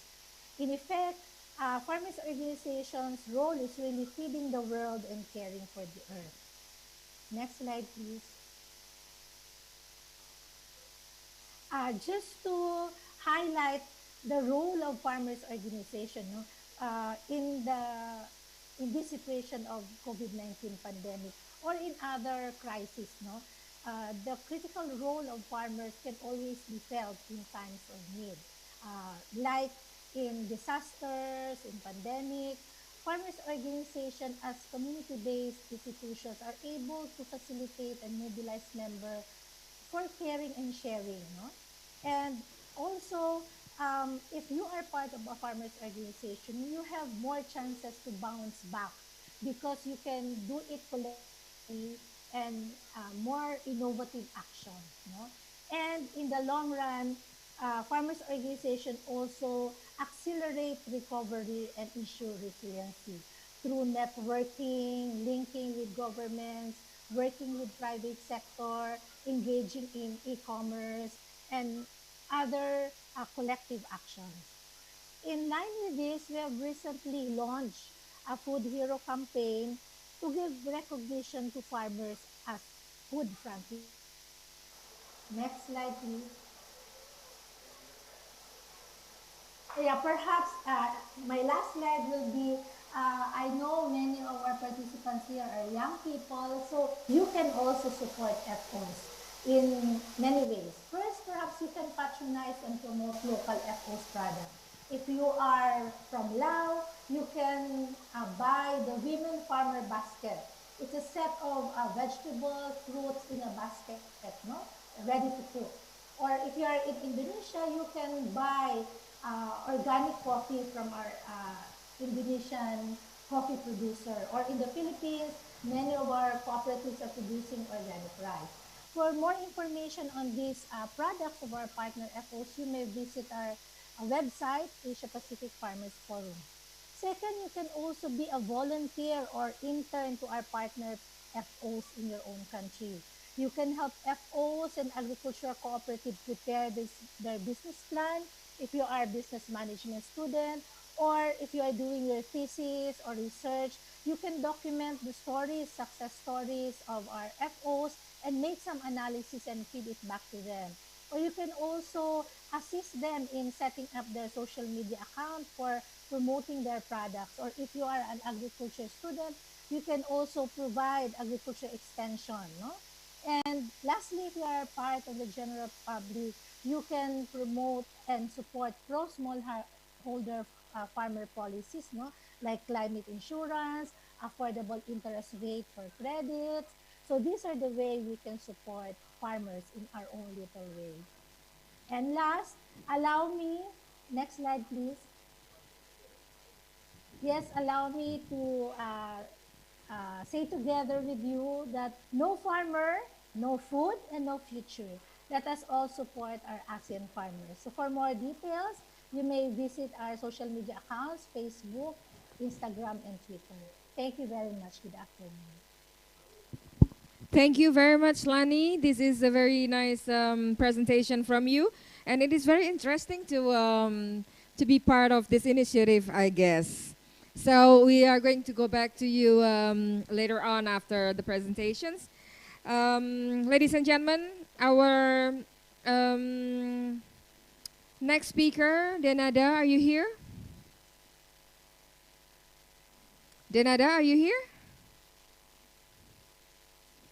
No, okay. So I'm going to invite Mr. Bertold Hasler. Bertold is the team leader of sustainable use of peatland and haze mitigation in ASEAN, or SUPA program, component 1. He has a master degree in forestry from University of Göttingen in Germany, and more than 30 years of experience working for ministry and development cooperation in forestry and environment area, both in EU and ASEAN countries. So, Bertold, can you hear me? Yes, I can hear you. Can you hear me? Sure, of course. Okay, that's good. Good afternoon. These joint efforts, we are working towards sustainable peatland management and climate change mitigation in ASEAN. And I think our work is not only for today, but also for the future, for the students and young people in ASEAN, so they will be able to enjoy cleaner air and live in a more sustainable environment that has not permanently adapt to climate change. So now we are supposed to have a quick video on our project. Is it possible to stream it at the moment? Okay, I will ask the operator to share the screen of your video. No, it's Silakan. So the video has been sent to you? Yes. I don't have it on my screen. Yes. We are going to run the video. Okay.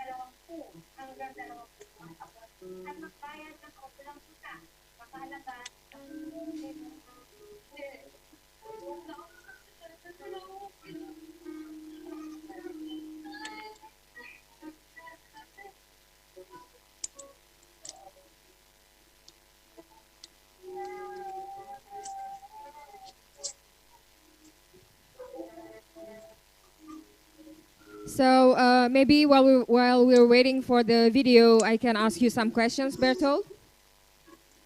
Of course you can. Yeah. You mentioned earlier about what can the Youth ASEAN do to support the petland management and rehabilitation, and is there anything in the project that you can do that So contribute to the current situation, especially related to COVID-19 response? Okay, with regard to COVID response, I think that, in the ASEAN context, many workers have previously worked in the informal sector in the cities are now jobless and have returned to the countryside back to their village. Not having money or food, they are forced to earn their livings from agriculture or plantations, mostly not having the necessary skills in this area.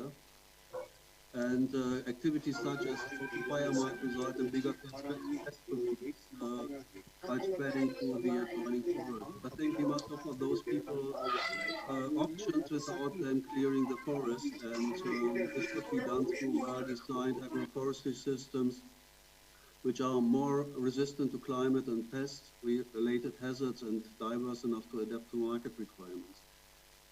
As already mentioned, many settlements are near to the coast or along rivers, and many areas are dominated by peat swamp, wetlands and mangrove. And with regard to sustainable management of peatlands, we can offer those people opportunities to secure their livelihood. That can be done through sustainable management of plantation or palodiculture, like wetland agriculture, and through involvement in large restoration measures.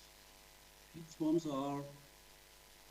swamps areas have very much burnable biomass, and either you keep them wet or it oxidizes and it goes into the air as greenhouse gas.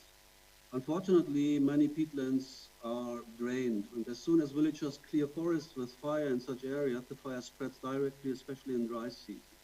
Hardly to put out, it causes harmful smoke and haze and spreading through Southeast Asia. You can imagine that people who are already suffering from health problems caused by smoke and haze are at particular risk from corona and new viruses. So our job is to prevent the fire, give people alternatives for livelihood, and restore these areas. Supporting livelihood and commodity production means that people from villages and rural areas usually go to the market as well and sell their product there.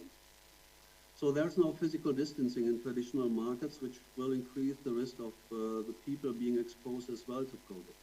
So we have to find solution for this, and let me make some final remark. One instrument to prevent the development of new diseases followed by a pandemic is to reduce wildlife trade and trafficking and implement nature conservation policies on the ground as an important health precaution. That would be a little bit my answer to a response related to environment, livelihood, and fire with regard to COVID. Okay, thank you, Bertold, about that. And now we are ready to run the video that you have prepared before. Okay, operator, can you please proceed? Peatland ecosystems are made up of decayed waterlogged biomass.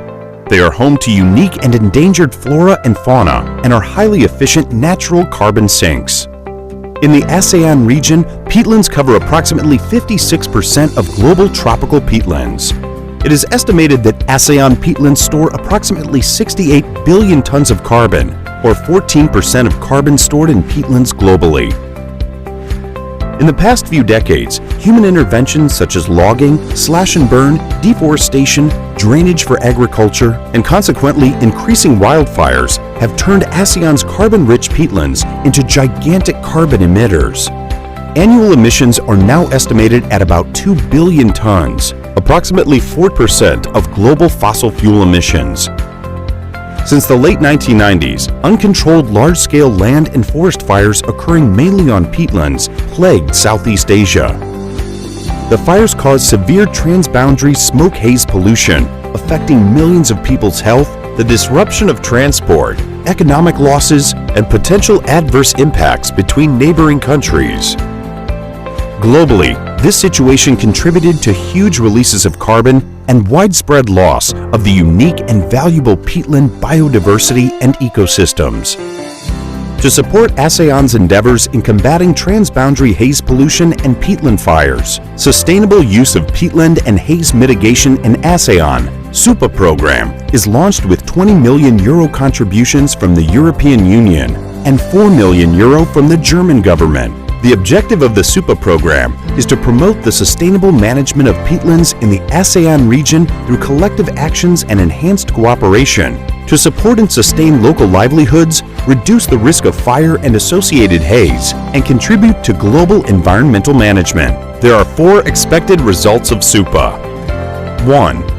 ASEAN Program on Sustainable Management of Peatland Ecosystems, ASEAN Peatland Management Strategy, and National Action Plans on Peatlands gradually implemented at local, national, and regional level through enhanced capacity and identification of ASEAN peatland areas. 2. Significantly reduced peatland fires and associated haze through fire prevention and peatland rehabilitation. 3. Integrated management of targeted peatlands to maintain ecological functions and biodiversity and reduce greenhouse gas emissions. 4. Peatlands are sustainably managed to enhance livelihood and maintain economic value. The program is structured into 2 components. The goal of Component 1 is to strengthen ASEAN and ASEAN member states to implement ASEAN Peatland Management Strategy and National Action Plans on peatlands. GIZ will support ASEAN and the ASEAN member states through capacity building, strengthening regional cooperation through provision of technical and material support to regional institutions on sustainable peatland management and implementation of best practices peatland governance on the ground. The implementation of Component 1 is structured into 3 work areas. Work Area 1. Strengthening regional cooperation by strengthening ASEAN. Work Area 2.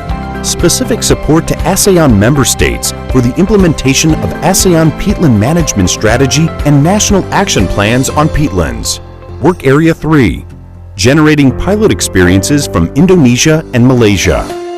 Through these collective efforts, we are working towards sustainable peatland management and climate change mitigation in ASEAN.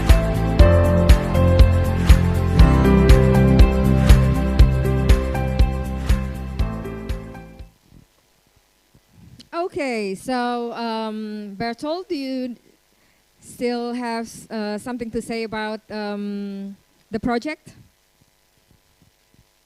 So, well, I think that's sufficient to explain the project. Maybe we can later also a little bit relate how we link this to influencers in the social media, peatland influencers. Let's see later. Okay. Thank you, Bertolt.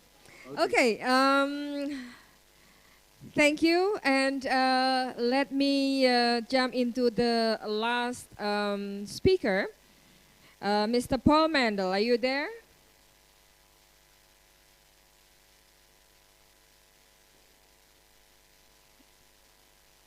Paul Mandel? Yeah. Okay. Good afternoon. Good afternoon. How are you? Very good. Oh.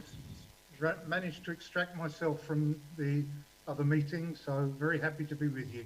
Wow. It's a very tight schedule for you today, huh? Yep, indeed. Okay, ladies and gentlemen, I would like to introduce first Mr. Paul Mandel. He is a specialist of economic regional integration with over 20 years of specific experience in the field and over 10 years cumulated experience in ASEAN. Wow, 10 years.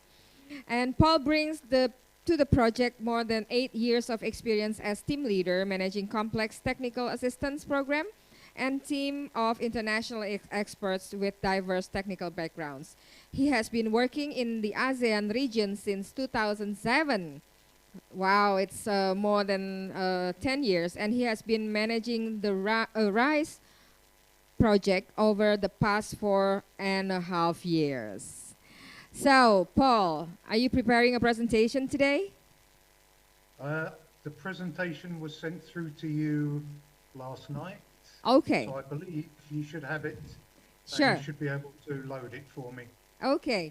So I will ask the operator to prepare the presentation, and it will be shown in about 2 seconds. Well, how about that? That's good. That's the fastest yet. It's a telepathy. Okay, that's what I like to see. The time is yours, Paul. Okay, thank you very much. Okay, in comparison to the previous presentations on the project, my presentation may be a little dry, as we're dealing with very, very specific technical issues on the Arise Plus program. If you could give me the next slide, please. Okay. Whilst this may look slightly complicated, this is the most simple way that we can find to present the project. So, Arise Plus is an acronym for Enhanced ASEAN Regional Integration Support from the EU. So drop the enhanced and then you can see the Arise. So it runs from 2017 to 2022 and the overall value is 40 million euros. So what are the areas that we are working in, and this is Arise Plus Regional, we work in trade facilitation for trade in goods. We work on the harmonization of quality standards so that the products produced in the different ASEAN countries have the same quality standards and therefore can be freely traded. We work with customs at the national level to simplify the customs procedures so that we can move goods more freely between the countries. We have a component that supports the ASEAN Secretariat to build their capacity and give them the means to absorb a 40 million euro project. We monitor the integration process, and then we have 2 other standalone projects which fall outside my remit, which is to develop the civil aviation market in ASEAN and to have an open skies agreement between EU and ASEAN.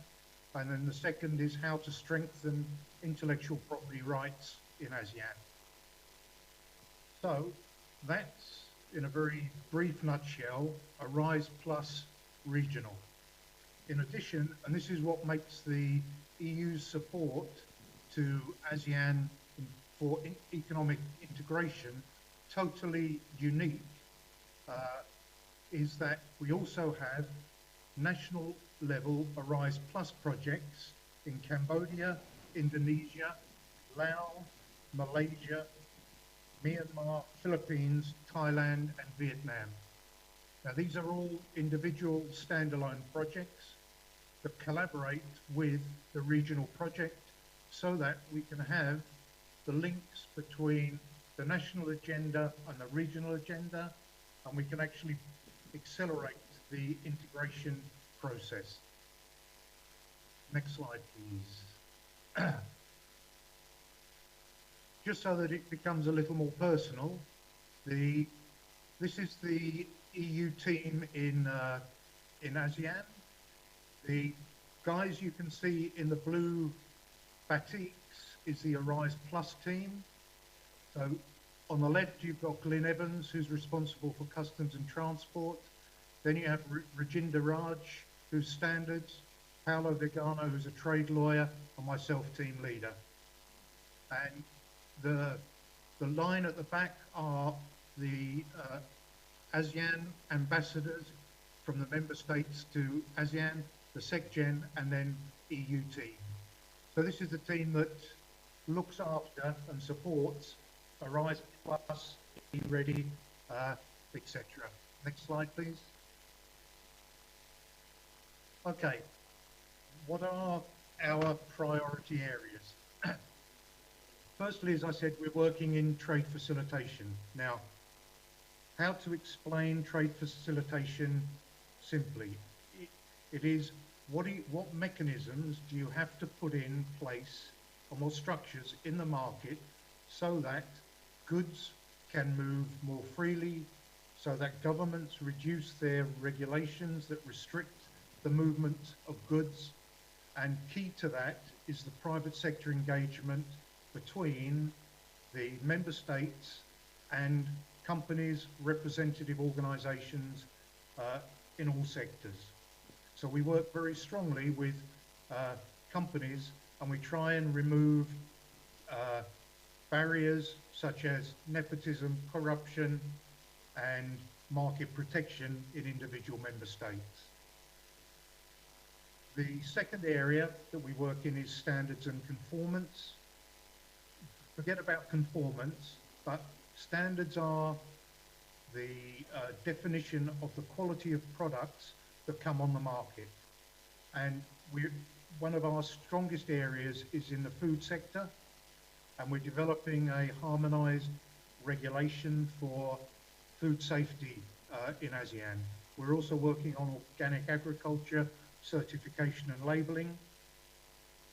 What is very relevant, I think, to this audience of students is the food safety training network that we're building.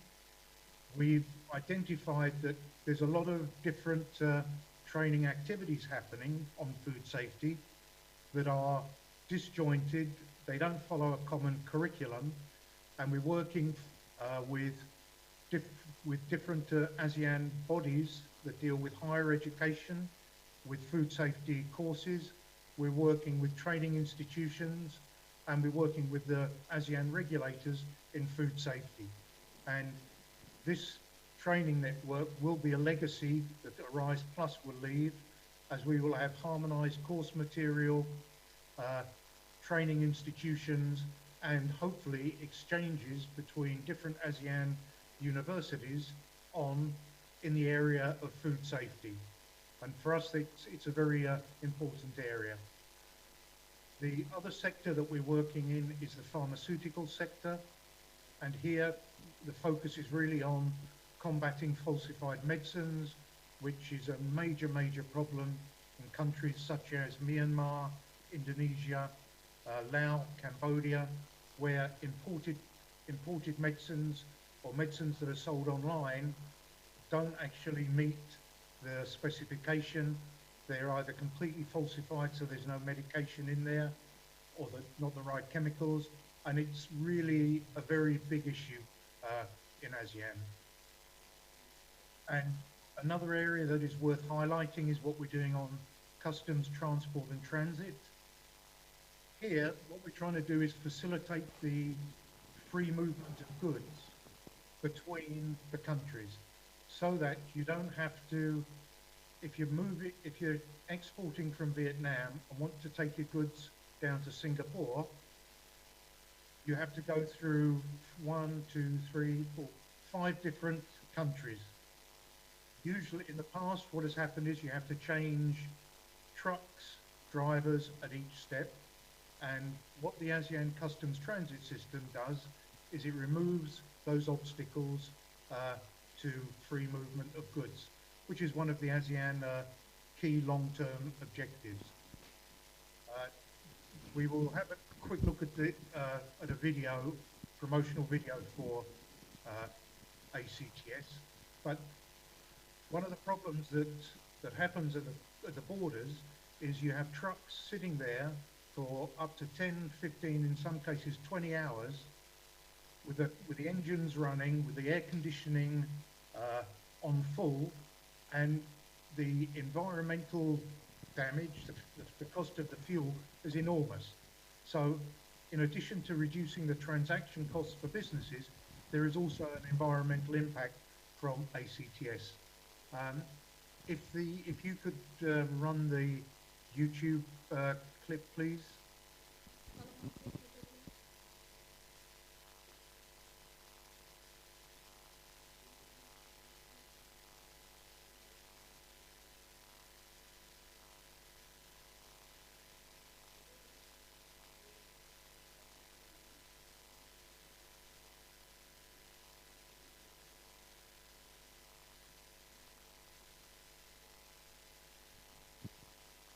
So this YouTube is about It's about the ASEAN Customs Transit System.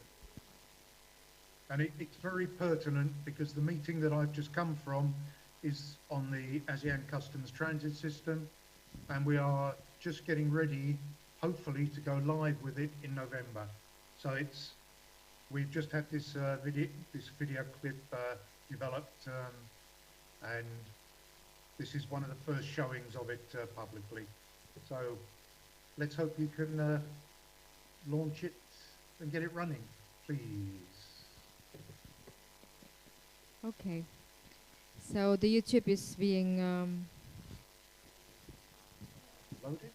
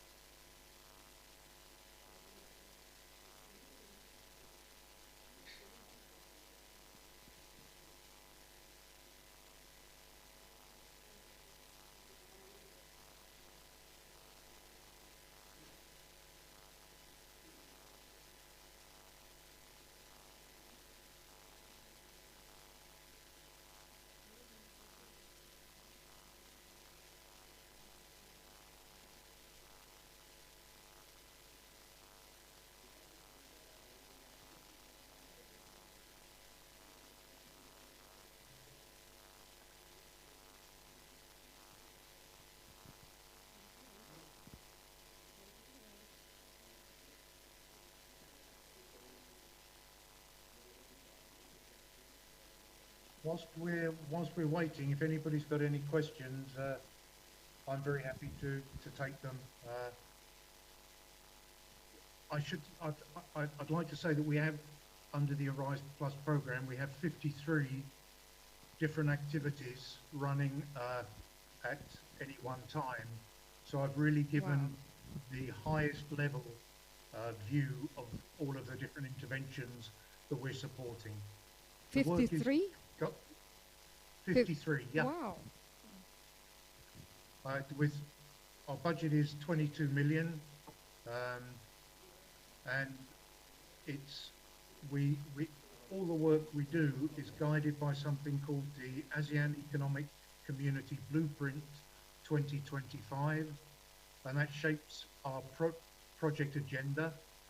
And we mainly work through technical committees in ASEAN, dealing with the areas that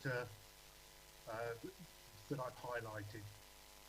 So one of the impacts of COVID is finally we've been able to move to virtual meetings, so we can stop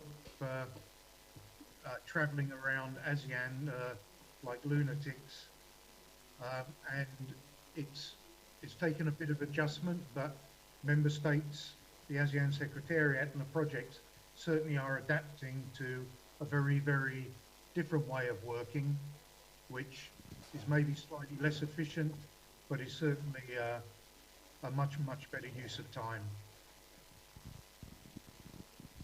Okay, yes, please. No, I'm waiting for just seeing if Yeah, anything to do. we are still working on the YouTube because the application doesn't start. It is a huge infrastructure over here, Paul. I'm sure. Okay. So it is very interesting actually what you're doing over here. When I see the market integration in the food sector, it is actually the base of gastronomic culture in all countries, isn't it? Yeah, without a doubt. And there are commonalities in the gastronomic culture. There are certain products which are eaten across the region, and particularly for small farmers,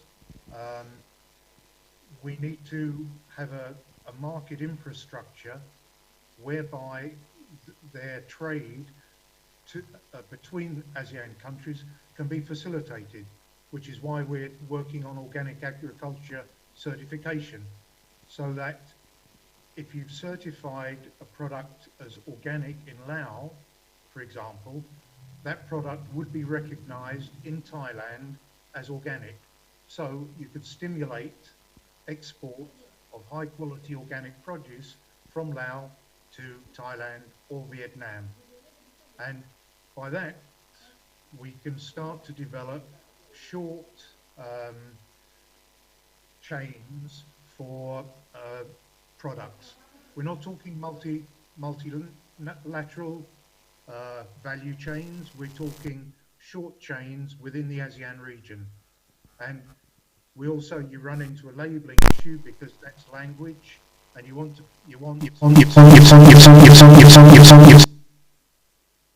wow. Sorry. You have to meet the language requirements of labeling as well. So we're trying to develop this, and we've been working on it for 2 years. We're making good progress.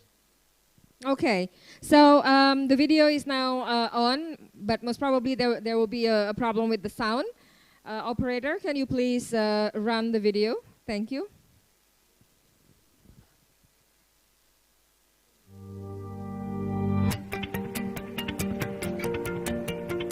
ASEAN, a big expanding market.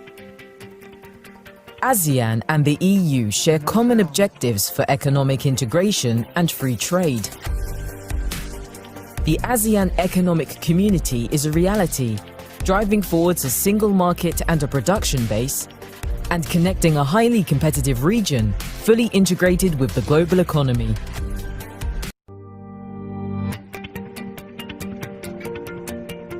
ASEAN, a big expanding market.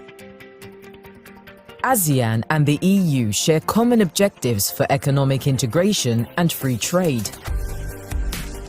The ASEAN economic community is a reality, driving forwards a single market and a production base, and connecting a highly competitive region, fully integrated with the global economy.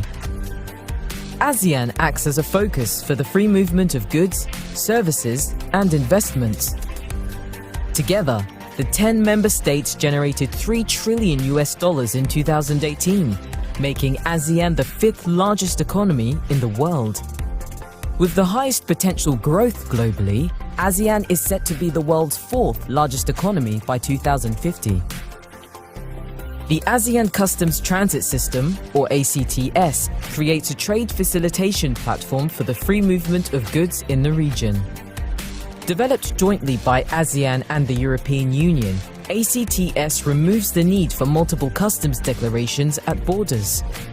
ACTS requires only one electronic declaration, one guarantee, and one truck for the entire journey. This means faster, more reliable on-time deliveries and lower transport costs, backed by state-of-the-art tracking and monitoring capabilities. ACTS ensures the safety and security of society, protecting public revenues and protecting public values. Regional integration and sustainable growth are values shared by ASEAN and the European Union. Driving towards the ASEAN Community Vision 2025, ACTS will play a key role in building the regional economy, taking the single market to the next level.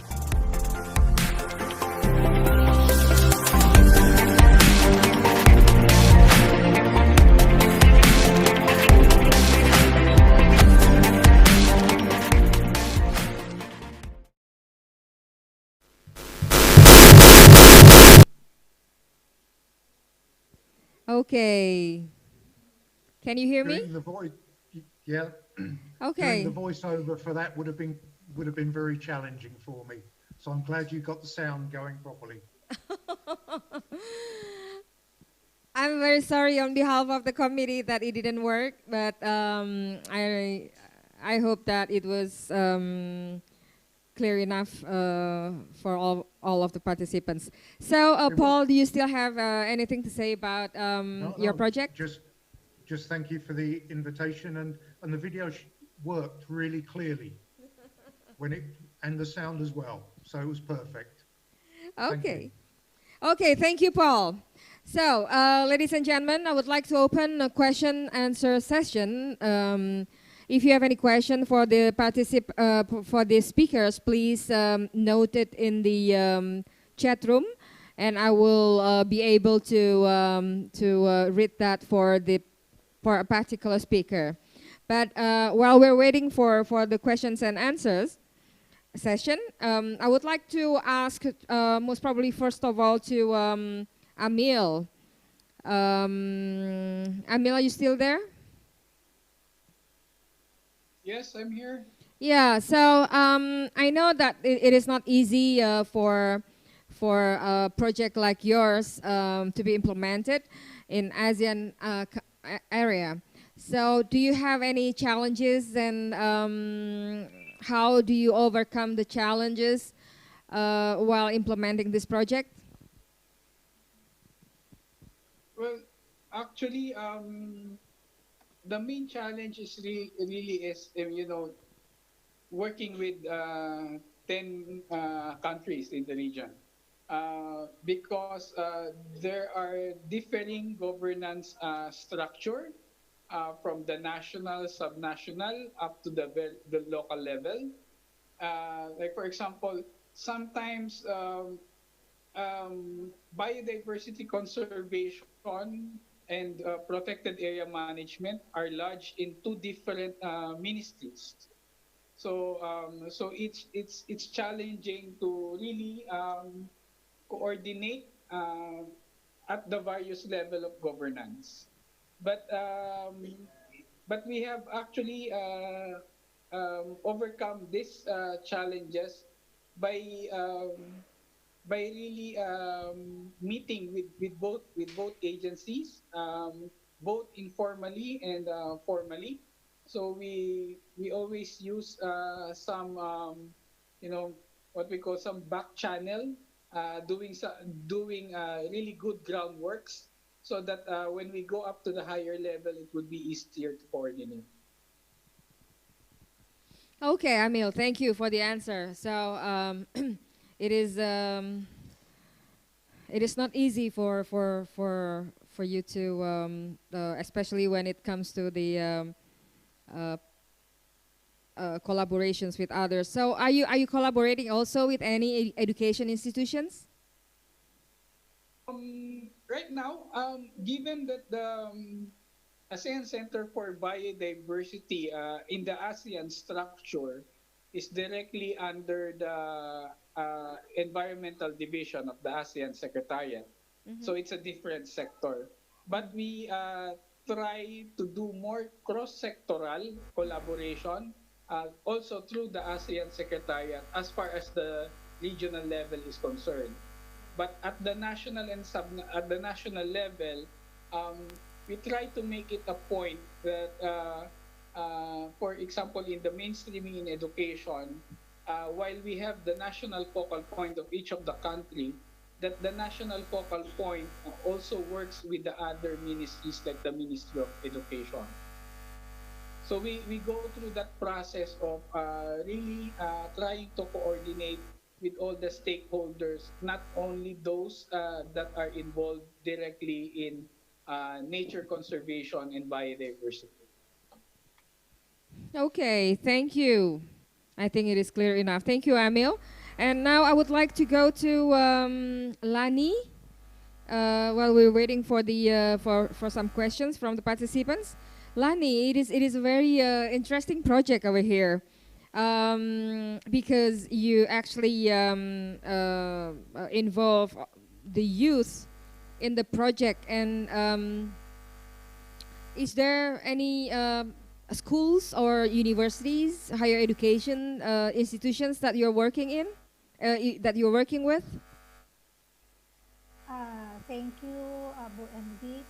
Yes, we are working with different research institutes for policy advocacy, also for some researches on technologies. But for youth, no, uh, our main initiatives is more on organizing them into committees, no, because in farmers organization, very few are young people, no. Average age of our member is around 55. So there's really the graying of agricultural sector, no. So we really need to encourage young people to be part of the and active, no, in farmers organization.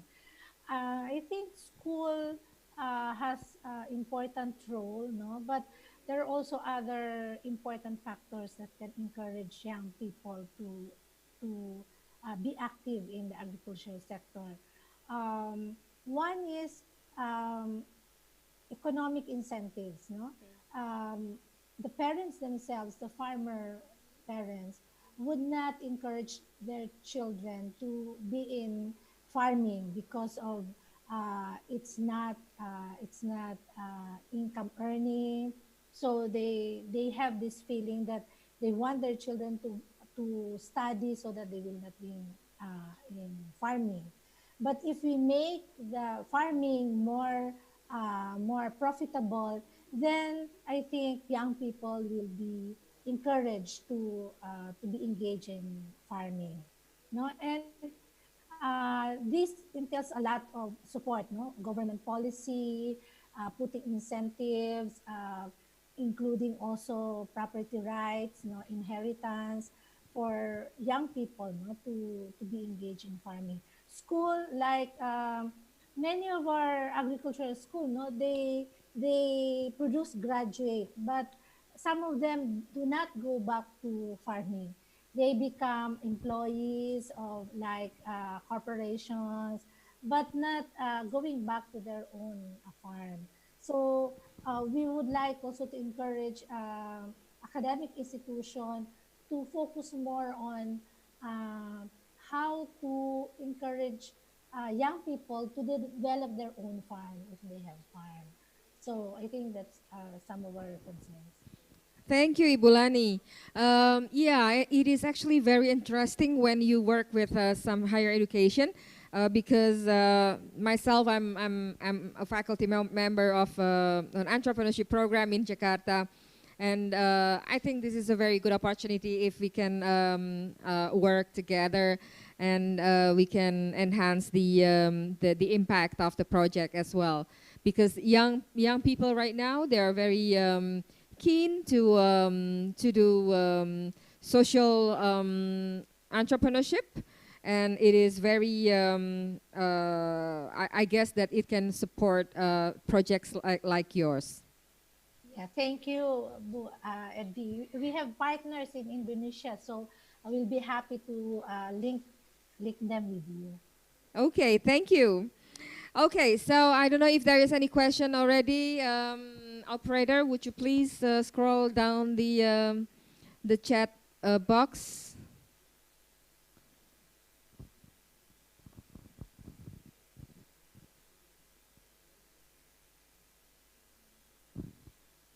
Okay, there is no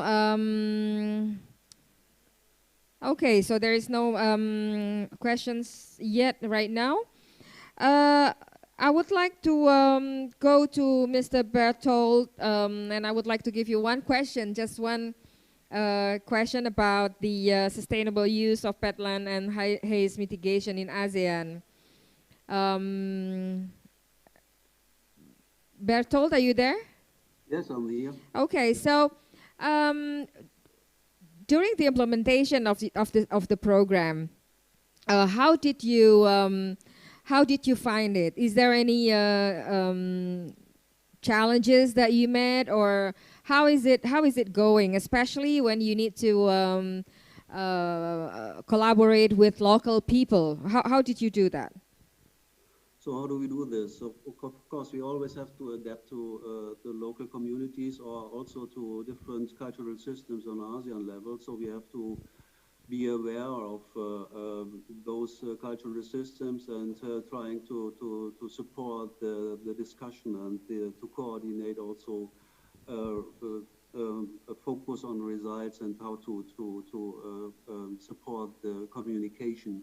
That is quite crucial, and but we prepare us as well, going to a field, maybe also getting some background on decision making on the ground with regard to communities. How do they decide?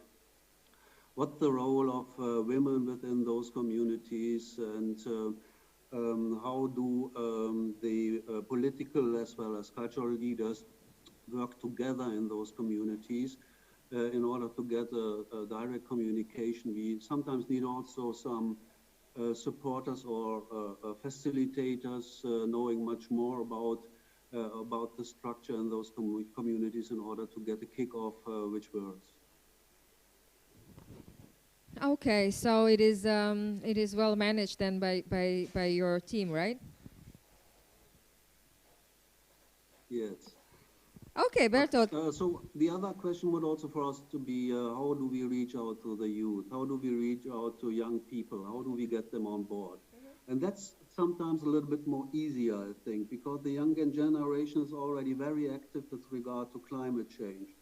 And it may come unexpectedly, but peatlands are a very interesting field in terms of climate change. And so we are able to encourage them to learn more about peatlands and the importance of peat, and share knowledge and awareness within the youth communities. And they also have their own networks. They join they have joined communities that focus maybe on environment. They could also go into, or can go into communities protecting endangered species, in our case in peatlands, tigers or orangutans. Or they have, of course, a big focus on climate change. And we also try to engage them in peatland conservation. And maybe in the future we can also, they can also contribute to the peatland rehabilitation, so then they can directly address climate change with their activities and actions. Okay. Yeah. So, thank you, Bertolt. And I would like to ask, because it's already 4 p.m., 10 past 4 p.m. I would like to give one question just to Paul about a Rice Plus project. And then after this, we can close the webinar. Okay, Paul. Fire away. Hi again. So, one question for you from me. Go ahead. I'm very interested in your presentation, and it is very how do you call that, challenging, and also it can contribute to plenty of things. How do you, I mean, is there any possibility for our youth or our young people to be part of the initiative in every any possible field? Okay, if you look at somebody like me, who's obviously just left university, Most of the people that we deal with are senior people. I'm not saying old people, but senior people who are working in the civil service in their countries. They usually have between 5 and 10 years minimum experience. This is either in customs authorities, food safety regulatory authorities, I mean, on and on. With the changes that we need to bring about, our target audience, let's call it, is really very much government officials. Now, where we see gaps in people coming through is very much in the area of food safety, pharmaceuticals, international trade law, so all of which are areas that there is going to be a growing demand for, both at the national level and regional level, which is why I wanted to highlight those particular activity areas in my presentation. When we are looking for junior people to support us on the project, we're looking for people from the ASEAN region who can speak and write English and have some university or technical background in those areas. Then we can employ them on the project. Then they can gain the experience, which then helps them enter into government or the private sector as they need. So it's still possible for the young people to support your project then? In a way, yes. Okay, thank you, Paul. This is a very a relieving answer because, yeah, it is understandable that this project is very specific and anyone who can participate or support in the project should have a minimum knowledge of the area, right? Yeah, that's correct. Yeah. Okay. Well summarized. I'm sorry? Well summarized. Okay. So, I think this is it. You may check the chat box. There are some information about how you can contact the institutions of our speakers today. And also, you may have some, you can access the booth of the speakers, and you may have more detailed information over there that you can make the best use of it. Oh, Debbie, I have some question. yes, I just see it. Yeah. Go ahead. You can talk directly to Paul if you'd like to. Yeah, Paul. I was just thinking, how can there be synergy between ARISE and AFOS? No, because you mentioned in your presentation that there are some initiatives on organic certification, no? And many of our partners are producing organic product. So we are interested on how farmers can be engaged in the ARISE project. Okay. Certainly, Lenny, this is something that we can explore. And I'm very happy to share the information with you that we've got on how the process is advancing. And certainly before anything is finalized, I've recommended to the agriculture people in the ASEAN Secretariat that there should be some type of consultation on this process so that we can ensure the inclusion of small farmers. Oh, that's very encouraging, Paul. So thank you. We hope we can interact, no, and build synergy between these projects, no, which are both supported by EU in ASEAN. We'll be very much willing, no, to interact, no, and if there are activities related to this, we'll also be leveraging on the resources we have for farmers to be part of the conversation. That would be super. And we can, it's a shame that we can't travel to meet each other, but I'm sure we can do this virtually. and yeah, find a way to make sure there is the inclusion of the farmers' representative organizations in the process. Sure. Thank you, Paul. We'll be happy to continue the interaction. Perfect. Thank you very much. Wow, thank you. Thank you, Lenny, for the question. It is very interesting. And Paul, you have another question. Wow, the questions today is for Paul only. Bertolt asked about organic certification of small-scale farmers. How do you keep the transaction and certification costs low? Well, let me add, I think that's at the moment, as I've taken off Paul's explanation, that we're still in the process, and maybe we can discuss internally later. Thank you. Okay, Paul, you need to answer. Okay, so there's another question over here to Paul. What are the main challenges of leading this project, Paul? Oh, there aren't any. It's wonderful. It's easy. Everything happens as it should do. The main challenge is really trying to match the national interests with the regional commitments, because for many of the countries, they have their national development plan, they have their national agendas, they have their domestic population who they are accountable to, and it's trying to raise the commitments that they have made collectively and individually to ASEAN and support them in implementing those commitments. So, for example, the ACTS, there is an overall legal framework in place for ACTS.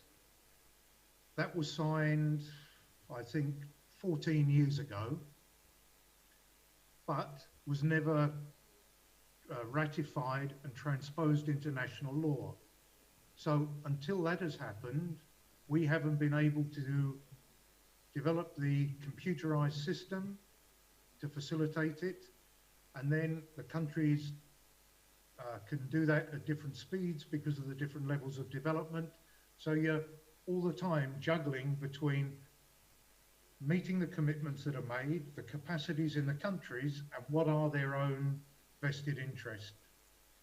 Another example, and I'll come back to organic agriculture, to have this harmonized certification scheme, we want something that is binding on all countries. But for example, some countries who don't have any organic agriculture production want it voluntary. Other countries who've already got strong access to markets don't want to give up that market share, so they want it voluntary rather than legally binding. So that it's a level playing field, we want it legally binding. So you go round and round in this circle to try and find the consensus, and then when you've got the consensus, make sure that there are the steps forward planned so that it can be realized. So it's also political level and technical level, both regionally and nationally. Yeah, it's both, and the role of the government is very is quite huge over here, right? Yeah, really strong. Right. Okay. So I hope it answers the question of Jim. Okay, ladies and gentlemen, thank you, Paul, for the answer, and I think this may conclude the webinar session this afternoon about the ASEAN-EU cooperation projects. I would like to thank all the speakers. We have Mr. Neden Amil Sarne, Mrs. Lani Rebagay, and also Mr. Bertolt Hassler and Mr. Paul Mandel. And I would like to apologize on behalf of Mrs. Denada Stotele, who cannot join us this afternoon. So I would like to thank all the participants Earlier today, we did have 82 altogether participants in this webinar. And I would like to thank all the committee and myself as Vigracia Ardani would like to wish you a very nice evening in Indonesia and ASEAN, and see you next time.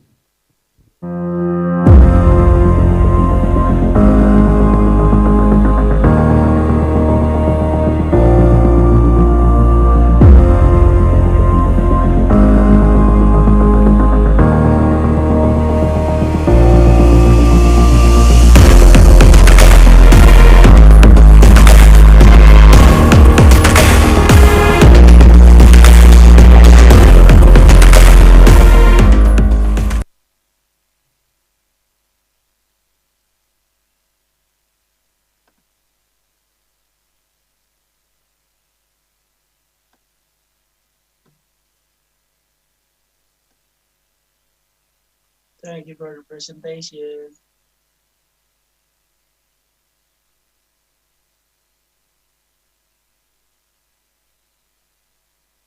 See you next time, guys.